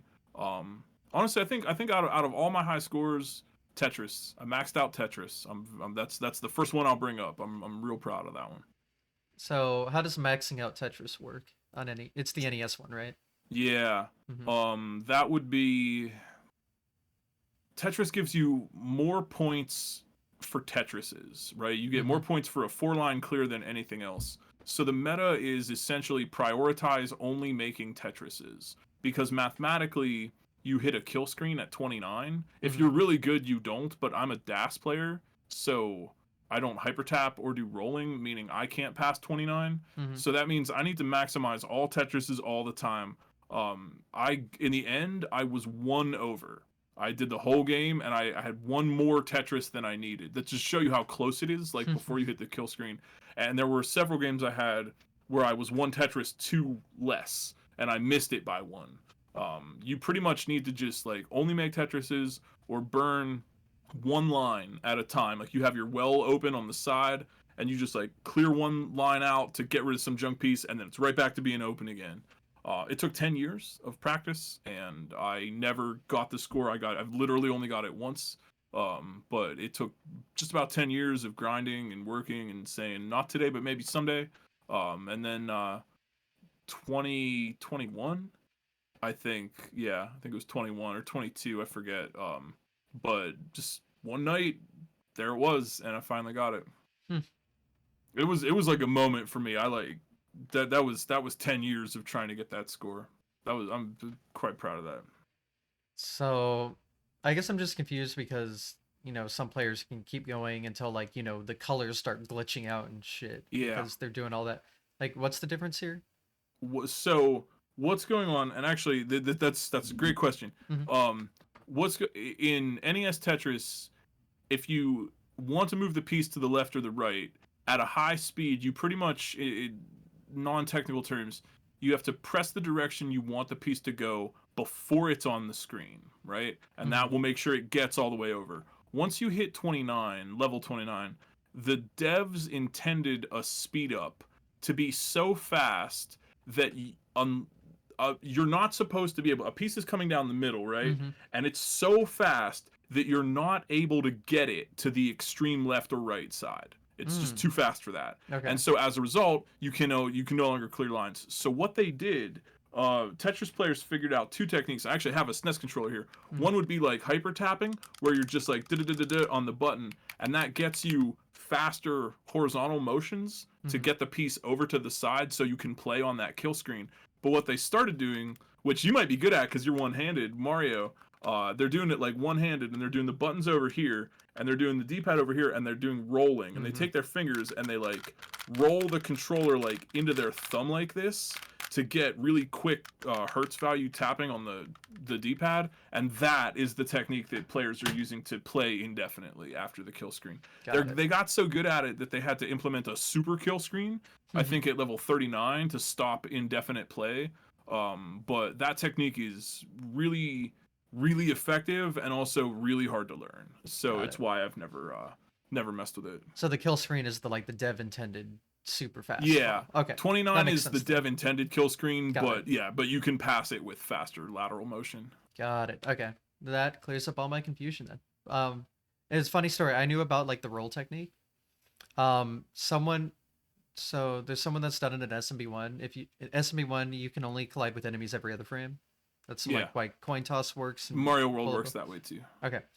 So what they did is having the mushroom, they stood like next to where a bullet bill fires where it would hit you in the face. and then did the roll technique while sliding under it perfectly, so it was ducking every frame. So just like he would unduck one frame and duck the next frame, and never got hit by the bullet Oh, bill that's because cool. going not getting hit by that Yeah. collision Oh, frame. that's neat. So visually, it looks like the bullet Bullet just goes just through goes through you, Mario. but then you slow Oh, it down that's and really it's duck, cool. unduck, duck, unduck, That's and that neat. you got to Yeah, use that that's rolling pretty much the technique because same. that's 30 Yep. hertz. Yeah. I don't know the exact hertz value you need for Tetris, but it's yeah, you're doing exactly that. You're kind of rolling Mhm. to get that left-right motion. That's cool. Yeah, it's just things like that you didn't expect to be possible. It's just, yeah. It's always So, new, always new things to find. yeah. Oh, yeah. I mean, I found things on accident plenty. I mean, in lost levels, that's what, 86. So last year I found a new speedrun thing by accident, saved time. That just doesn't happen. Wait, there's a new Lost Levels thing? So have you heard about like flag despawn? No. Okay. So in 2.1, well, I'll go back a little bit. So there's like levels in the letter worlds where there's so many sprites on screen that flags can just despawn. There's specifically A3 because it's a level where the cheeps fly up. Yeah. And then there's like a Koopa at the end of that level and a spring, and they all take up sprite slots. So if enough cheap spawn, the flag is also like in those sprites, and it can not spawn. And if it doesn't spawn, if you grab the pole, there's no flag to come down. So he just goes to the other side and gets off immediately. Oh, neat. So it's a time save. That's fascinating. Yeah, but that's That's been a known cool one. forever, that A3 one, because it just happens. Yeah. It can happen randomly. In 2.1, I accidentally was like doing a speed run for Warpless. I hit a vine by accident. I then like hit these two Koopas at the end in a way I didn't want to by accident. I go to grab the flagpole and it's gone. This has never happened Far out. before. Yeah, far out. The next hour, we figured out that hitting the vine, it permanently occupies a sprite slot. The way I hit a Koopa kept it on screen long enough. There are Goombas on the staircase. There's so many sprites, it despawned the flag. You can do that consistently for free in speedruns and saves 0.7 seconds every time. That's awesome. Yo, good That find. just doesn't happen. That's good fun. That is the joy of speedrun science. That's Yes. why it is fun to find these strats. You get to have like anybody can beat your record, right? But you found that strat, and they're not going to take that away. Everybody that wants to get the record now they have to do your strat. I like that. It's like it's a I little guess I more didn't think of permanent. it that way. Yeah, That is it's funny. like, someone might beat your record, but no one will ever find the thing first. You get to, it's the GTA's time save. It's always yours. Well, we just call it Something flag about that account. despawn, but I mean, But you found I it. did find it. It's true. No one's gonna take that. You know what I mean? Times might get bopped, but no one can take that away. And that's something cool. About like speedrun science. You get to be an explorer. Yeah. Be the first one to do something. That has a certain appeal to it. Yeah, it's just funny because I'm not someone that like seeks that stuff out. I found it on accident, complete just, and it's crazy that no one else has found that before. It's so easy to do. But It's so easy. you followed up with it, right? That's where you did the right thing, right? Someone else might have just been like, oh, that's weird, and never investigated it. Yeah, I immediately went into the practice ROM and save stated the level. I'm like, okay, how did I do that? And within an hour, me and some other people just figured it out. And Well, that's what's up. there it Paying was. attention. So I guess it does work out that way, but again, like just completely unintentional. I mean, I found a despawn a few years ago that we thought would change Mario 1 any percent. It didn't end up, but I accidentally despawned that plant Nate 2 on the pipe that you have to slow down to get over, so you wouldn't have to slow down as much. Yeah. But it's incredibly some... rare and incredibly unhelpful. We found out, so rip. But yeah, the potential was there. The potential though. The potential. It's actually that's a crazy story that I hope I need to like make a video about it or something. I just think it's so interesting, and it's something like you just wouldn't know unless someone told you about it. Yeah. Because it's unhelpful. Like at least the 2-1 flag despawn, you do that in speedruns because it's super easy. So at least I can be like, I found that. But the thing in SMB1 no one knows about because it's not helpful. So no one does it. but Yeah, it yeah. was so close. It was so close to being like huge. I almost solved 454, but then it wasn't helpful, and other people found out other ways, and then it was solved anyway. But Yeah, almost. almost. Well, you know, it might happen though. Don't give up. I know. So Yelsrick, when he was going for a sub 5 in Mario 1, there's this frame rule someone found where you have to delay like 30 seconds on the title screen. But you just, if you enter 8-2 on that frame rule and don't do anything, that despawn will happen. So I know in Yelsrick's PB specifically, I think he's the only person that's done it. He used that plant despawn to like be able to do that jump easier and then got a sub 5 using it. Oh, that's cool. Yeah, a little So little backup I guess strat. I That's have nice. that, but like at the Hey, end of the you know day, what? it's What's the not. phrase? We take those. We do take those. I do We say take that a lot, those. so Hmm. works out. Um, we should talk about the documentary that you were featured in. It was released like right at the start of the year. The Running with Speed. I was running with speed. Mm-hmm. Yeah, that's cool. I like it. I don't really, I didn't come prepared with a lot to say about it. Yeah. But yeah, I think it's great. I was cool to share the stage with Karua and MFP and a lot of other really talented folks. I'm just flattered. Honestly, I just feel like I'm kind of lucky to be here. Mm-hmm. Well, you were there though. I Oh. like turned that on my big TV, watched it. I was like, hey, I knew like everyone in it, but I remember you were like just playing some Kaizo Mario World shell jumping thing on it. I was like, Yeah, jeez. they got a hold of me and they were like, "Hey, you know, we're filming this thing. Do you want to, you know, would you be interested?" And I said, "Yeah, like come up and be a part of it." They were very kind. They were really kind and cool.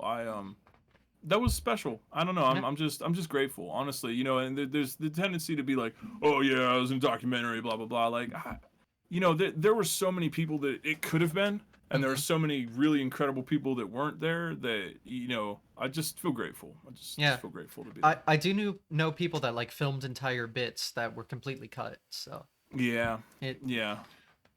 I mean, yeah, you did luck out. You had a whole section. And I mean, Yeah, it was a I'm good I'm one though, grateful. showing off the Mario Thanks. World stuff. Like Thanks. the I hope so. Kaizo. Yeah. I was grateful that they the one thing that did make it into that documentary was when I was sitting before the race at GDQ and I'm sitting on that balcony. That was the room Mm. that I had rented at GDQ that time and it happened to have that little balcony and I loved it cuz we brought a little CRT out there and that was like my practice space like every morning. I'd be hanging out on that balcony. So it's just nice that they like that got in the video. Was that at SGDQ then? The like Yeah, that was SGDQ 2019. okay.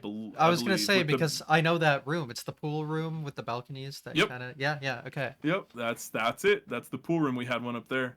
That Got was it. the first time that we had done a ROM hack race at GDQ before. Mm-hmm. Oh, that was the Mario World where like all of your sprites were. It was like the relay, Yes, and all of your sprites. Oh, yes. that one was so cool. Yeah, I That was remember that that. was and that was the first one at GDQ. So it was cool Mm-hmm. that they got that was like what they were recording there. Got it. Yeah. When we were on stage when I was practicing, it was that run. So it was just special. I'm just grateful to be a part of that, and I hope that through being a part of it, I can get some more people interested and lift up the next person. Yeah. I was trying to remember because ever since SGDQ 2018, I went to every in-person event except for SGDQ 2019. So Oh, I yeah. it was like the one I missed out on Yeah, that was the big Kaizo one. because every like big relay Mario thing they do now is always Mario Maker 2. I feel, Yeah, they, but they've there's done something other. about They did a Mario. They've done Mario World hacks before. yeah They did one at the last in person. I think there might be a submission for it again. But the thing with that is, it takes a lot to make those. Whereas Mario yeah Maker, you know, you make some levels and you coordinate. Not to say that's not a lot of work, but Mario World, you know, to get the player sprites in, the custom music, the testing, the everything. I was a part of the dev team for the last one that hmm they did at GDQ, and we were working like right up until 0 hour trying to get that perfect. yeah It's a okay lot of work to get yeah those all together. that definitely makes sense. But I don't know. I feel those are a lot cooler. Like it's a lot more custom. Yeah, you never know what you're gonna see. I think Yeah, literally. maybe stay tuned, and Hmm. I'm told Hmm. I might, maybe there'll be another one sometime. We'll have to wait Hmm. and see. Yeah, I mean, they're cool. I would love to see more of those, especially the whole relay thing. Like the Yeah, relay Mario I Maker's think, cool, but there's something so more like personal and like possible for more unique things to be presented in like a yeah, Mario World format because yeah, you're not held back by Nintendo's rules in a ROM hack. yeah. You can really break reality. Oh yeah. Yes. That's definitely a way of putting it. Yeah. Didn't think of it breaking reality, but yeah, you can blow people's minds, that's for sure. Yeah. Although Some the last Maker Relay had some really creative stuff Yeah, too. it was Those it was makers were good. really going out. The problem with the one because I was there a couple months ago, so I saw it live. They were like made really hard where they could like barely beat them. Yeah. Yeah, they did. Those were some tough ones. Like it was crazy how hard they made them, and they would always like finish within like seconds of the timer being cut out, and it was like, I mean, I guess that was cool in that aspect, but it just shows like how hard they were made.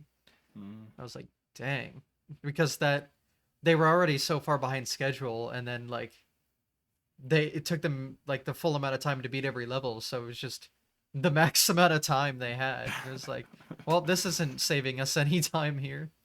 Yeah. Well, that's why for a lot of those relays they have a hard cap so that Hmm. you can come in under estimate. That like we're hoping we're not going to need the 15-minute estimate, but we know that the run will take exactly this long. Hmm. That's more for like planning and stuff. Yeah, but I mean, I just meant the point that they're definitely not saving any time with this run. They're using their Yeah. full estimate, which in Yeah. theory doesn't have to work out that way, but if they Yeah. finish Those quicker, runs are but pretty hype though. I'm glad they're crowd pleasers. oh, I mean, the crowd is all they it's always on the last day at the very end. There's the entire Yeah. room's packed. I could barely see the screen. I had to sit so far in the back. Oh wow. Like there were people there. And then at HDQ 2020, I had to stand. Yep. So, Yeah, I've seen some of the standing room only for that. When I was doing commentary for the Mario Maker race, I had the headphones on and I'm talking into the mic, but the crowd noise outside the headphones was so loud that I couldn't actually hear the other commentators in my headphone mic because the roar of the crowd was wow. drowning it out. Yeah, that was, and I'm sitting there on stage like, oh, I'm really trying to pay attention to what y'all are saying here, but I can't hear. That Yeah. was fun. I thought their headphones worked really well. So, it's Oh, they were it's good. The crowd impressive was just that yeah, it's impressive how loud yeah, the the crowd crowd was was just then. that loud. Yeah, wow. Well, I would hear the occasional like ooh, ah. I like pointed Yeah, it out during my run. I was like, love those yeah. sound effects. But God, there's just something about that room. It is a vibe unlike any other. It's special. Oh yeah. I mean, once I went to my first GDQ, I wanted to go to every single one ever because there's just something Yeah, about it that's it's so like meaningful to my life too. And then it's just fun. So it's like, why would I not go? I yeah, don't know. Pace has actually been nice because it's felt more like, I wasn't around for the old GDQ where it was only like a couple hundred people at like the smaller venue.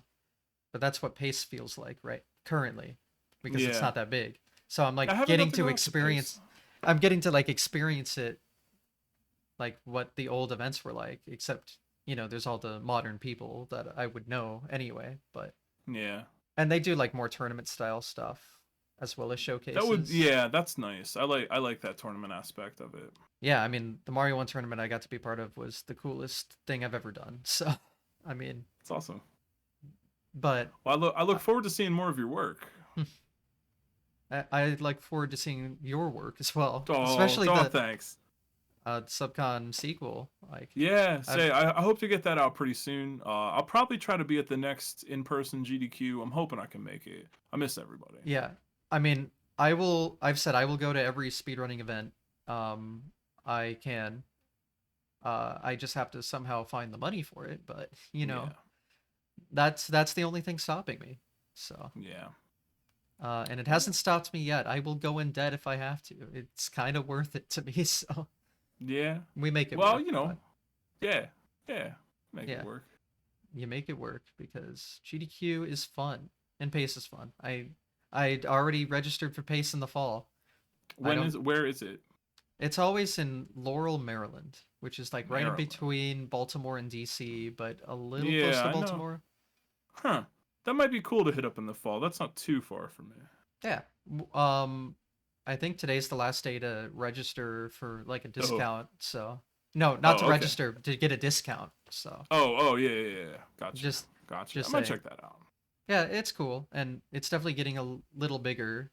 There's some more people on the East Coast that come down for it now. Yeah. So, it's a different vibe, but hopefully their practice room has a little bit more stuff this time. There weren't a ton of CRTs, and the venue's small, so I don't know how they could even get more. And they don't have like World 9 or anyone that they can use to get all this stuff, so it's a little Oh, weird. yeah. They That they sounds rent like out a like a hassle. Smash venue, so they have Oh, all those melee CRTs, so it works out. But yeah, it's interesting. wow. It's a different vibe from GDQ, and I can only assume it's like kind of the same vibe old GDQ used to be that people miss. At least Yeah.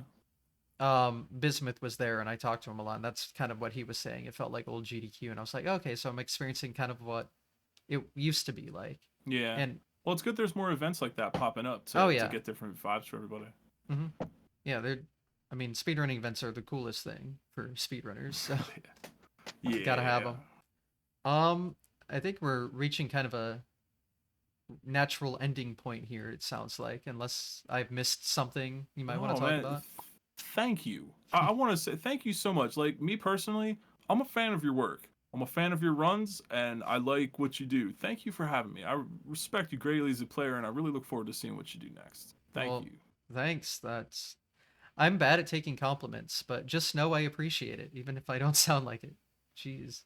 Thanks. No, it's No, really, thanks it's for being like, on. Like, oh, it's incredible I get to oh, do this at all. Like, I my thanks favorite for taking thing, the time. yeah. Like I really love listening to people's insight in speedrunning, and you don't get a lot. There's a few podcasts, just a couple that I like to listen to. Yeah. That like I know Lat Mackey has his show. You've Yeah, probably been on that, so I have. yeah, I I assume. have. Like this was somewhat inspired by that. It was nice to know someone else was doing it when I had the idea in my brain. Like, oh Hmm. yeah, why don't I? I like listening to people's stories. I could be the one doing that, and then I have to listen to it because I'm the one doing the damn thing. So it works out. But yeah, I really Thanks. enjoyed the series. So the fact that There's a I can lot of have people people. in speedrunning who do a lot of really good things because they have self-selected themselves and they have figured out what they like and what they want to do and they just put that out there and I love being around that. Mhm. Yeah, there's so many people doing so many cool things, and that's what I want to talk about. So that's why we're here, right? Yeah. So. All right. Yeah. Well, if there's any chat questions at all, feel free to ask now. But until then, if we want to wrap things up, you can self promote however Uh you'd like. Thanks. I'm GlitchCat. You can check me out on twitch.tv/GlitchCat7. But also lately I've been trying to expand a little bit. You can go to GlitchCat7, the number 7, glitchcat7.com. I Mm, got a website and I have a merch shop. I have been doing a lot of paintings and collages and stuff lately, and so has my wife. We are trying to sell a little bit of our art and merch. My wife Skytree also has Aragurumi plushes. They're great little little Mario mushrooms, and little winged strawberries from Celeste and stuff. We have that on glitchcat7.com on the merch shop. You can catch me every night on Twitch at that username, and I also even have a Patreon. If you. I've been doing Kaizo tutorials on Patreon, so if people want to request a topic in Kaizo to learn about, or just listen to what I have chosen for the topic you will learn about, we put out two a month, and we also do patrons' choice streams where people on Patreon can pick whatever game they want me to play. So those have Ooh. been really fun lately. We've got some good stuff and some good picks. Of course, you can all just come and hang out and watch some Kaizo every night. I moderate a lot of SMW hacks, Kaizo for SMW Central, and I hope to see everybody back again at the next GDQ, maybe even as a runner. You know, who knows? We'll see. We'll definitely see. And that's my plug. There you go. And don't Well, forget to give your pets a hug, because they could use oh, a hug. I will be doing that after this. Don't worry. Good. But yeah, well, thanks for watching, everyone. I think we'll end things off here. If you're watching here on Twitch, I'll be uploading this right afterwards, after, the whole encoding, processing, and all that fun stuff. And if you're watching on YouTube, they stream these. Yeah. I try to do it every Sunday. It depends on. They always come out on YouTube every Sunday. I make sure of that at least. But sometimes timing doesn't work out and stuff. But you can watch on Twitch too. Twitch and Yeah. YouTube. Follow the channels and then follow GlitchCat. You see all those links like on the stream or in the description if you're watching on YouTube. Wow, click those. Anyway. Wow. Well, thank you so much. I look forward Yep. to seeing your next runs. All right. Yeah, I look forward to seeing what you have in the future as well, especially with Cool. the ROM hacks, Kaizo, whatever it may be. I'm When a I lurker, finally don't sit worry. down to learn flagpole glitch, I'll call you up. All right. You and Andrew G can help me out with that one. well, as long as Andrew G is not too busy, he's been working hard recently. I feel. Yeah, So. he's in a tough pole position. Pole position, true. True. He's gonna have to dig dug himself some time to play games. Getting all the arcade references out of the way. Yeah, we love to hear it. Thank you so much. Yep. All right. Have a good day, everyone. Thanks for watching. All right. Peace. Bye.